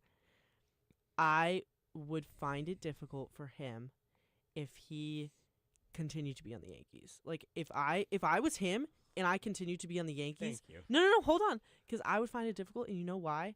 Because being someone's shadow, I totally get that. Of the cultish love for a one Aaron Judge, a cultish love for a one Aaron Judge. How are you supposed to break out and be your own star when you're constantly living in the shadow? She just say the one reason why he picked the Mets is because it isn't a cult. The most cult fan base on the planet is the Mets. The cultish Mets love are a cult. for What are you Aaron Judge. You know how? What are we talking No, about? here's my take on what you're saying. Yeah. As an Orioles fan looking at the Yankees fan base, it's so annoying. As a Yankees fan looking at the Mets fan base, it's so annoying. Anybody can look at the other team and give their 2 cents. At the end of the day, we all love our team. We all love our team so much. And when it comes to being a player, especially like Juan Soto knows he's good, and that's a really big difference from someone that's humble about how they're good. He's gonna go where he wants the money. I don't care. He doesn't care that the New York teams love him. He doesn't care. He was on the Nationals already. He was on San Diego already. Agree. He was on, and now he's on the Yankees. They're like, okay, I spent the year with the Yankees. Okay, well, I'm off the Yankees now. He's got more money. And let me slightly pivot. I think also he got a lot more money because of Ohtani. Like if the market, he would just be in a different market. So I think that kind of hurt the Mets as well. Speaking of contracts, Jackson Smith and Jigba, 4 years, $168 million. Let me hold the band, Jackson, please. Anyway, he's the highest paid wide receiver in football ever. Not Puka Nacua, who has a plethora of things going on right now. I think that from the Met perspective, specifically the fan perspective, Lindor is the guy. He has the Jeter thing about him. He really does. I hate the Lindor Jeter comparisons, but he really is that good to me. But I think the Soto, they just have to come together. There's no way the Mets are going to be successful in the future if those two guys are not on completely the same page and helping each other in, first of all, constructing a roster around them, but also executing on that roster. It feels like as long as those guys are in this divided state they currently find themselves in, the team is going to be divided. It's going to be Soto's boys and Lindor's boys because they're both such big characters and such big names that it's just naturally going to divide that way. And also, they're both so different. The serious guys are going to go to Francisco. The more fun, jovial guys may go to Soto. Again, you can bring up the Mr. Smiley I feel like, thing. No. I feel like that's just the complete opposite, though. I feel like Soto is so much more serious than Lindor. Completely disagree. Yeah, I disagree with you too. Are you Lindor strikes serious? me as a more humble character. Oh, 1,000%.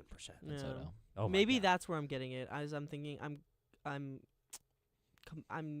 thinking in the similarities of being serious and being like sure of yourself and like how good you are. Sure, but I kind of want to talk about. We have a few more minutes left. This is Met related.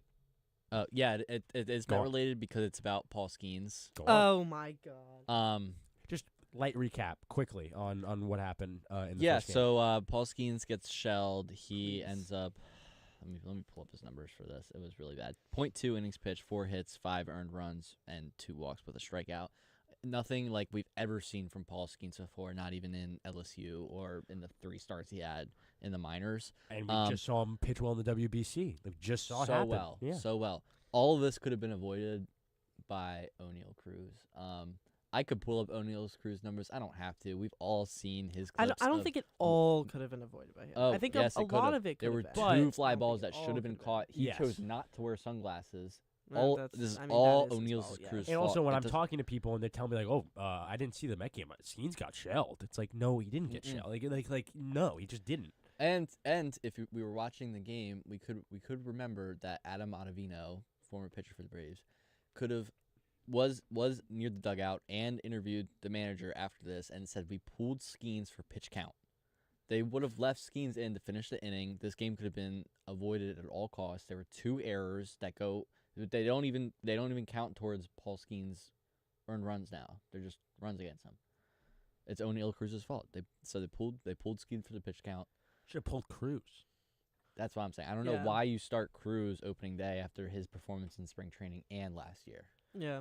And I really had high hopes for the Pirates. They've got Connor Griffin coming up. You've got the freshman behind home plate who was the draft pick a few years ago. And with Paul Skeens approaching arbitration in a few years, especially with Tarek Skubal coming on the market, pitchers are going to be getting a lot of money. I think the Pirates are ready to pull the trigger on Paul Skeens and start spending a little bit. Disagree. See, I just like if that happens though, everybody's going to be like, "Oh my gosh, the Pirates are here to play. And it's going to be great." Just not how they operate, though. Yeah. It's not how they operate because they haven't had any talent like this in so many years. Like Andrew McCutchen was the last one, and he wasn't as special as Paul Skeens will ever be. I don't know though. I could. It's not even from a dump off because they don't want to pay him. I think that's how you're thinking about it. Like I just think there's too much value in him in whatever package they would get. Like I just think because they don't have it. It's him and then the rest. Like obviously Griffin's really great, and that's gonna be exciting when he's fully up and fully an MLB player and because he's very talented. But they need the hitting first of all, and they just need the general talent. Their farm system is really not great. The young talent they have is really not great. They want to capitalize on this time they have right now. These 2 great players. It's sort of my argument with I've not in a almost in a serious manner. I've toyed around with the Yankees with Judge. At certain points I've been it makes sense to trade him right now. Like I know it sounds dumb, but it makes sense for the organization. It would never That's happen. sort of how I feel about Skeens. I just think for the future they can make a deal similar to the Nationals made, where you just set up your entire future and you elevate your farm system to a whole other level. I feel like you can't even compare Aaron Judge and Paul Skeens in this moment. No, I was comparing the Soto deal. Let's remember the Nationals before they had Bryce Harper, Trey Turner, and Juan Soto. They were in the situation where they only had one of these guys, and it was draft pick, and then one minor trade that gets the sleeper guy who turns out to be really good. No, you're right. I think this is where they're at because their lineup doesn't look so bad. Brandon Lau had 2 home runs. Brian Reynolds, a solid and proven pitcher. Ryan O'Hearn from the Orioles, I can speak on his behalf. He was really good, and he was also really good with San Diego last year. Irish as well. I think the Pirates are in a position where even it could be this year to make a move, spend some money and get that last piece because the last piece is an outfielder. I think if they can... They put up 7 runs against Freddie Peralta. If they can find the offensive talent, I think it's worth taking a shot at. I just don't know... what signing Skeens does for like their decision making after. I will also Do say they just I think completely go conservative? I think it draws fans in, which gives more money, and it draws more players in, especially because they need bullpen pitching. But does it give them the excuse to then not spend after that period? I mean, it does. The same organization that is like they're cheap about like how many bobbleheads they give away. Like you're talking about giving a guy, half of $1 billion.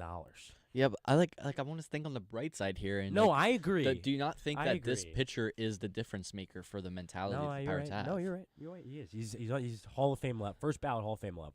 I will also say, because you made the point of like, because they put up 7 runs against Freddie Peralta. I also think four. They did put 4. Okay, well you said 7. The game was 11-7. I just checked. They put Freddie up Peralta 4. had 4 against. Okay. Yeah. So that Met rotation I have questions about. I Major also questions. I also just think he underperformed. 7 strikeouts, 4 runs isn't terrible. The 6 hits is what gets him.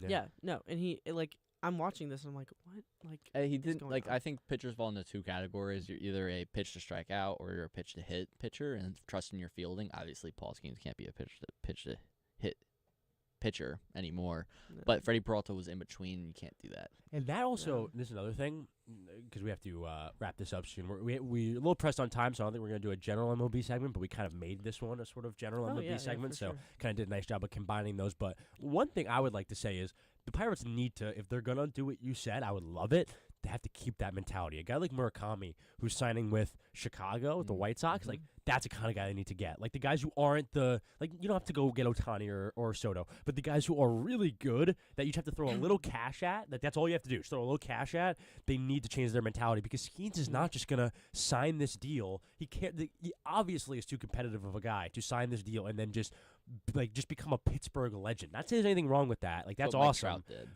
And it's awesome, but Mike Trout and Skeens both deserve better than that. Absolutely. I really don't think there's a way to argue with it, especially Trout. I would do anything for that guy to be in pinstripes.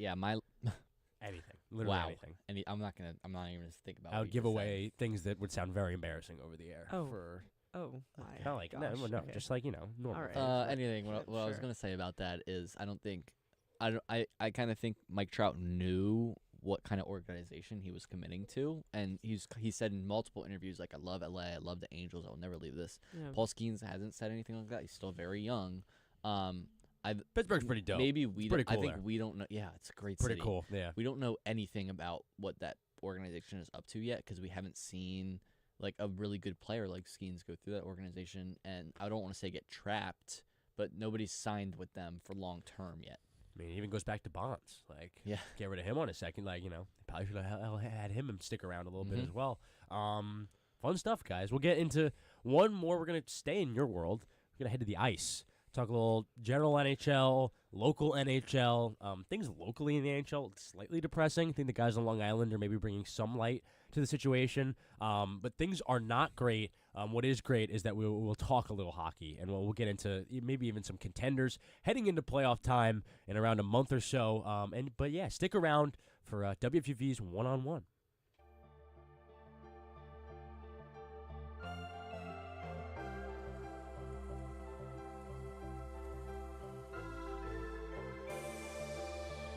Hi, this is Mike Breen, WFUV class of 1983.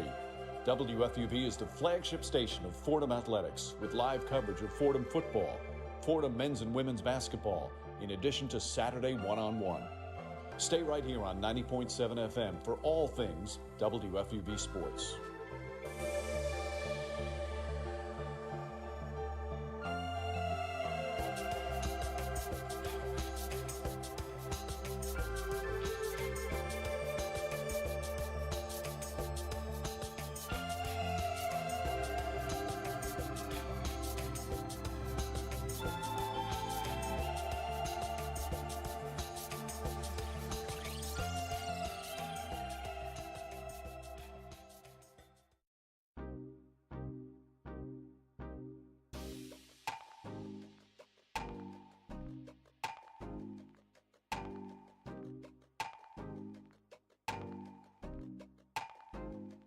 Hi, this is Michael Kay, WFUV class of 1982. WFUV is your home for all things Fordham athletics, with live coverage of Fordham football, Fordham men's and women's basketball, in addition to our Saturday show, One-on-One. Stay right here on 90.7 FM for all things WFUV Sports.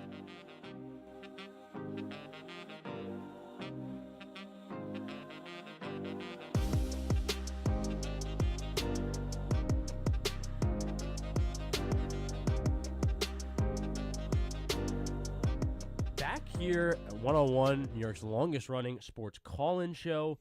It has been a really good time so far this afternoon. Obviously, I keep mentioning we're at a really great part in the sports calendar, but even so, I've had great conversations today. It's even gone in sort of different directions as well. We talked about Derek Jeter for a really long time. But kind of finding ourselves in the final segment, obviously Joe Henry behind the boards, Abby Cristofaro on the video producing, Henry Wolff, and Emma Leonardi next to me. Emma, starting with you. You are, like I said in the last segment, our resident puck person here. Oh, of course. Me and Wolf dabble, but we're I'm not. I'm like straightening out my Cap sweatshirt. But but you are truly, you're in your Cap sweater. Oh, yeah.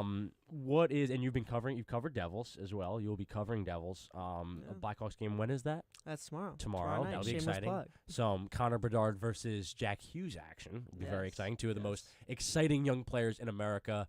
Why, let me just say this generally, for maybe those who aren't necessarily locked in right now. For sure. Why should people continue watching hockey past the excitement that they felt in the Olympics? Why is the NHL worth watching past maybe the general casual viewers on NBC and things like that? I feel like it's just because literally anything can happen. Mm-hmm. And I mean, you see this. We're gonna obviously talk New York, New Jersey teams, so Islanders, Rangers, Devils, but also Blackhawks because they've been residents here. It's the big brands as well. Yeah. It's the big teams. Oh yeah. And I mean, you see, it's just so exciting. And I would say like the game on Tuesday, the Islanders, the Blackhawks beat the Islanders. I'm pretty sure it was 4-1. Got to check that, but yeah, they beat the Islanders, and that's like not expected. The Blackhawks are quick pause. Ninth. I was about to say I have it up. They're ninth in the Western. Also, why are they in the Western? They're ninth in the Western in the wild card too. Why are they're they not in the even Western? It's such a great question. Bizarre. Yeah, but they're ninth in the Western in the wild card specifically. Obviously, there's the 6 teams Central, 3 for each Central and Pacific that are also above that. But the Islanders are fully in. They're second in wild card. So they're in as of right now. We'll see if that stands. But it's just so interesting because that's a team where you're looking at that game and you're like, oh, the Islanders are winning. Yeah. And then they don't. Right. And then last night, the Rangers, who were the second team to be eliminated from playoff contention, they're dead last in the East, and they beat the Blackhawks last night. And it's like, and the context of why that game is so important. Two teams struggling, two teams at the bottom of their respective conferences. A lot of lottery implication, a lot of draft implication there. Yeah. Vancouver Canucks finding themselves just in a different league when it comes to bad. They have 50 points this season, 21, 42, and 8. They have really struggled. They find themselves far and away head and shoulders ahead of everybody else in the Gavin McKenna sweepstakes. Gavin McKenna, the best player in college hockey at Penn State. He'll be the sort of bell of the ball, if you should say, in the draft. And Chicago and New York are hoping to maybe get there. They're both on the same amount of points after that game you just said. That game had a lot of implication. The Rangers maybe not getting a win they necessarily wanted to. Chicago then losing 2 straight.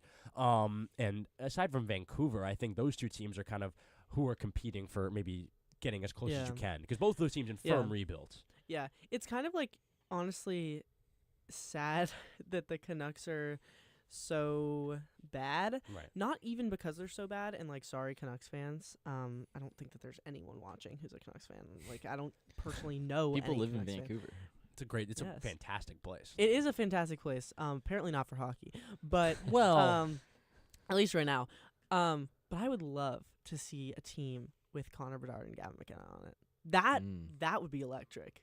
That would feed families, specifically in Chicago. Like, that would be kind of beautiful. And coming from somebody who, my mom's side of the family is from Chicago, I related to a lot of Blackhawks fans.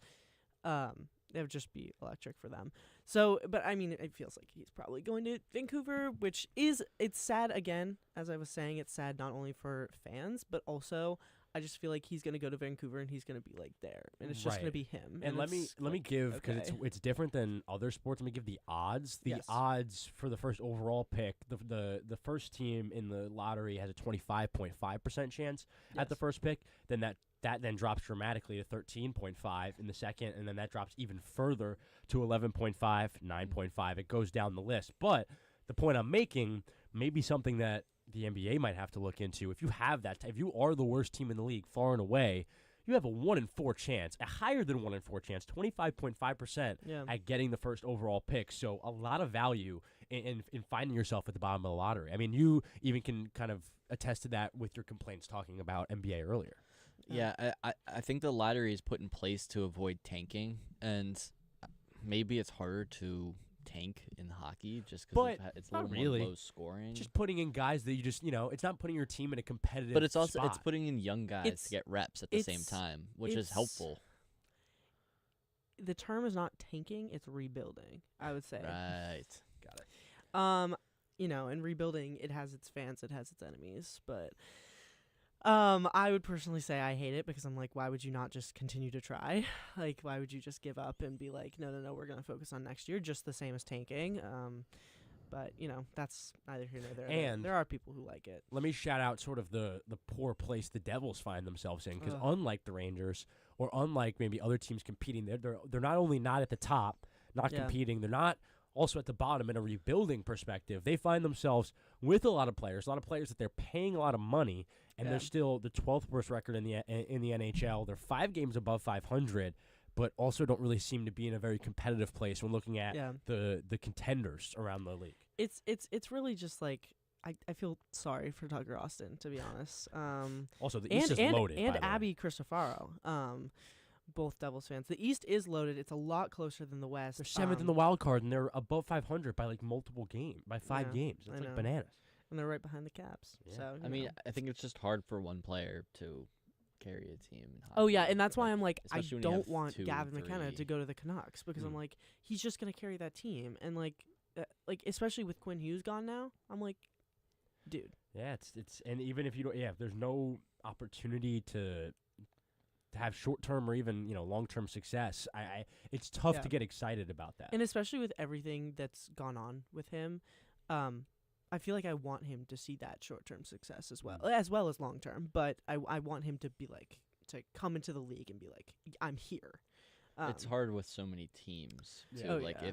if the New So Jersey many. Devils don't luck out in the lottery, then what's next year gonna look like? Yeah. Also, shout out to Utah Mammoth, first in the Western Wild Card, a team that I think a lot of people might not know exists. They do play in the NHL. There's real people like people that are legit sports fans that if you turned on a Seattle Kraken Utah Mammoth game, they'd be like, "What league is this?" Not to say they aren't prominent or anything, but they're so new and also kind of unorthodox naming and branding. They went with the Mammoth. I will say singular on both. Speaking of Kraken, so Mammoth. glad It's that cool. out of the niche NHL teams you could have brought up the Mammoth, because on Thursday, right after the Mets, had their Thursday was a really great day for Emma. Because the Mets win their first game. I'm like, oh yeah, I'm riding this high. Great. It was pleased as Emma. Beautiful on Thursday as well. Weather here. It was gorgeous. It was beautiful. And then I go and I watch the game starting at 9 p.m. at the Delta Center in Utah, and the Caps are losing by the end of the first intermission. By the beginning of the first intermission, by the end of the first period, they're losing. I'm pretty sure it was 3-1. And then they come back with an Alex Ovechkin hat trick. That's pretty electric. He's not dead, guys. Looking at you, he's not dead. He's not dead. That was a question I had. What does Alex Ovechkin's future look like? I feel like it's so hard to say because sensitive subject. Well, if you had asked, I kind of am of the mentality that he should retire. Yeah, I feel like he's hit the milestones. He also needs to take himself out because, like Spencer Carberry's not going to take him out of like playing. Like he's just not going to do that. That's just not going to happen. So he's still like in our power play unit most of the time. He's still on the ice so much. It's insane.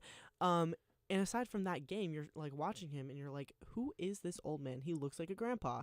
My mom literally was like, you can see his age. Unfortunately, I love him, but you can see his age.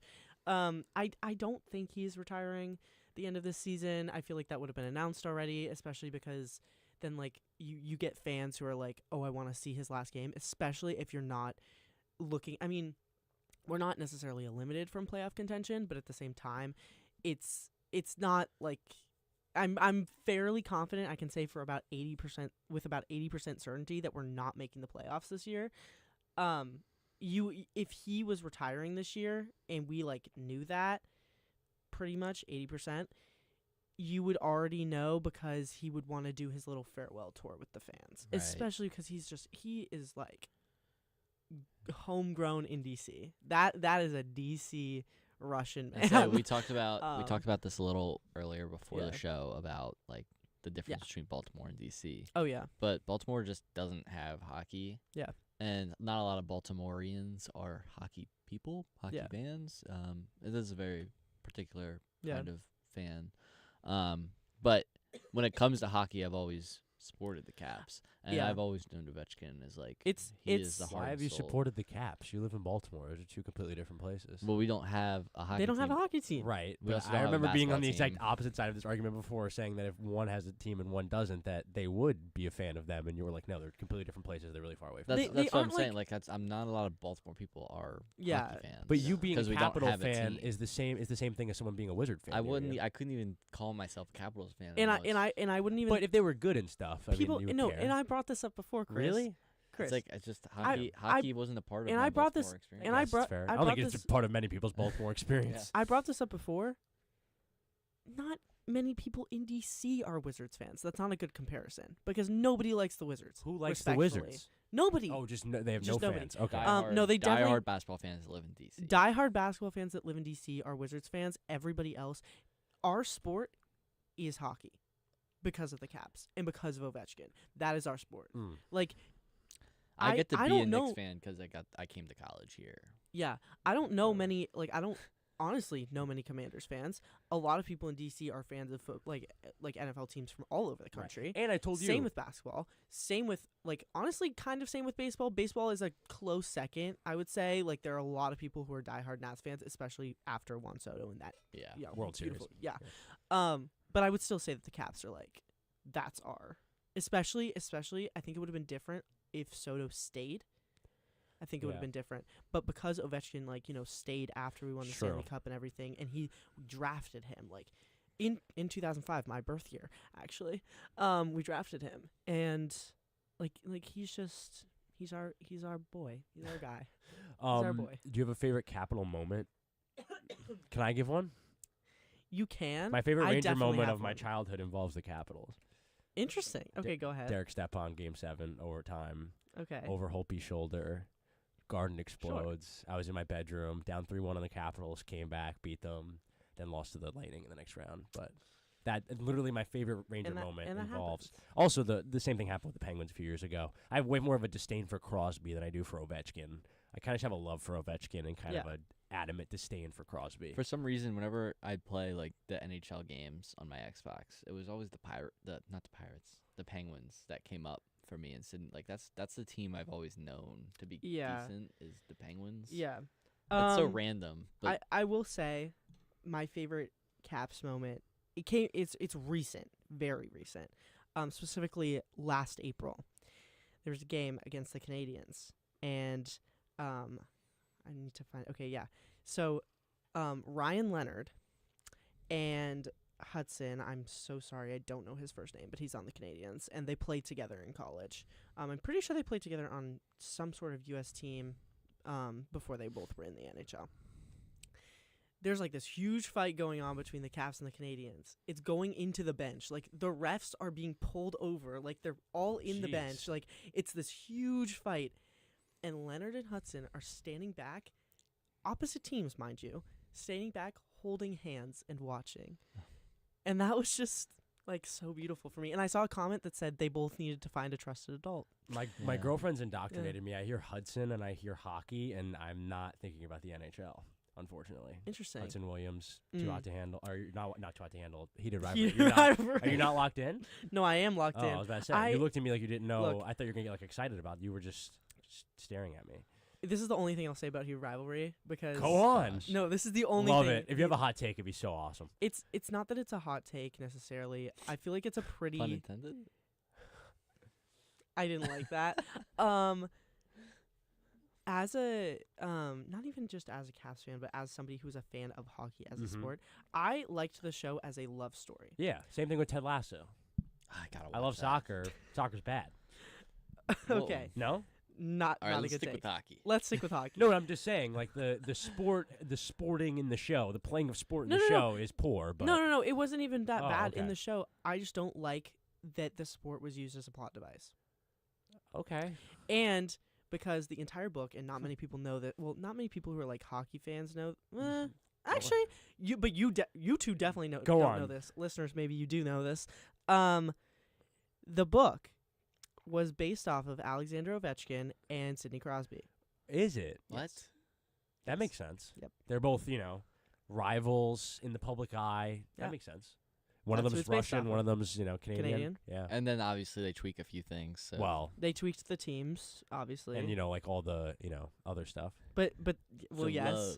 But I don't know if there was a relationship like no, that no, with they're Sidney okay, Crosby and okay. Alex Ovechkin. See, but this is what makes me mad is because like everybody is like, oh, there was. Meanwhile, these guys. I don't know. People are saying that. People are saying this. People are saying Alex this. Ovechkin and Sidney Crosby were in a romantic relationship because of heated rivalry. There's a whole like subreddit page. I'm assured. That's not that there's a everybody. whole okay, that's true. But seriously, and And it this makes, is our final point on the show as well. Oh yeah, of course. But it makes me mad, especially when you have younger players, like Macklin Celebrini and Will Smith. Great example where people are convinced that they're in this secret romantic relationship. It's harmful. So you're saying the because sexualizing of these players, it's detrimental to the sexualizing of these players. Well, it's not only Love it's that not take. only it's not only that because Deep. you shouldn't. Okay, mostly because it's especially with Macklin Celebrini and Will Smith, it's grown women, like 40-year-old women, Right. watching them and who are, mind you, like 19 and 20, maybe. I Right. think Will Smith might be 21, but they're really young, and you're watching them and you're like sexualizing them, not even like in that sort of way, but also in like, in a way that sort of relationship is not like, openly accepted in the NHL. There's not a singular out NHL player. There is It's one who's accepted, but it isn't like prevalent. there is one in the AHL, but there's no out gay hockey player in the NHL. So are these? And like- it's harmful. But it because has- Is it's it harmful. affecting the NHL? Well, and like, especially players because and some community? people, such as Alexander Ovechkin, come from countries where that is not an acceptable Right. romantic relationship, and that could actually be very harmful to them. But So- let me play the other side. Hockey's never been this popular. Between the Olympics and that show, hockey's never been Yeah. talked about this much. And I think Yeah. it is, in the It's- long it's- run, good for hockey. It's helpful and harmful. I think, it's helpful and and I harmful. think, at its worst, it is what you're talking about. And at its best, it brings Yeah. it very traditionally and Yeah. naturally brings people into the game, and maybe they just like hockey after that. Yeah. Nonetheless, we're gonna wrap up one thing before we wrap up. And I was told this, but also I felt it as the show went on. This show is presented proudly by the Brooklyn Nets. Proudly by the Brooklyn Nets. We love our Brooklyn Nets around here. Everyone knows we love our Brooklyn Nets around here. We have tickets for tomorrow night. I mentioned briefly earlier I will be on the call on radio tomorrow night. Tune in WFEN. But 6 p.m. tomorrow, we have 4 tickets for the Kings games. Kings coming into town for a game that has as much lottery implication as any game toward the end of the season. 2 teams vying for those top spots. That one's at 6 p.m. in Brooklyn. We'll have giveaway directions and details on our social media, so make sure to keep an eye on that while we're on the topic of the Nets closing us out here. I haven't done a one-on-one in a while. I would like to congratulate my dad. My dad was inducted into the Naismith Basketball Hall of Fame around a month ago. Thank you. Couldn't be more proud of him. Obviously a guy who sat in this seat one-on-one, hosted one-on-one many of times, and for him to get all the way from this desk to the Hall of Fame, it's surreal, but also fully deserved, and something that we should have saw coming from a long time ago. So congratulations to him. Congratulations to everyone around him, including my mom, who make that sort of thing possible. And yeah, I've had a fantastic time. Obviously, kind of now running toward the end of my senior year. I don't know how many more of these I'll have, so I'm trying to appreciate them as much as I can. And yeah, as I said in the beginning, it might have gotten miscommunicated. You guys have been on one-on-ones before. You've never hosted before, so congratulations on your first host. And the three of us have never been on together before. I'm not sure if we've ever even done a content this long together before. Maybe me and you, Henry, with like on-site production and things like that. But nonetheless, I had a fantastic time, and I think everyone else could hear listening to us and see us just how much fun we have. So, any closing stuff in the last few seconds we have here? Say thank you, Chris. All the stuff you do as a senior, and especially thank you to Joe Henry back there. And I see Bobby through the glass. Like the seniors and Bobby together, they pick up FUV's community, and really we can't be doing this stuff without you guys showing us the way. So thank you. And congrats to your dad. Thank you. I appreciate it. Thank you. He'll be in with the czar, Mike Fratello, also getting the broadcasting award, family friend of ours. And we don't know who the players will be yet. Blake Griffin's in that mix. There's a few other guys, so we'll figure that out. The ceremony will be in August, and that'll be a really great time. For one-on-one, obviously want to thank Emma Leonardi, Henry Wolff, the two that made this go, that made the thing go, as a really smart guy said one time. As Henry said, thank you, Bobby Chaffardini in the back, the big boss, the other boss, Joe Henry at the production table, Abby Cristofaro on-site or on video production. We've had a few like Travis and Ethan walking around. Thank everybody who's been around. Thank everyone who's listening, everyone who's watching. This has been One-on-One, a production of WFUV Sports. I'm Chris Carrino. Bye, everybody.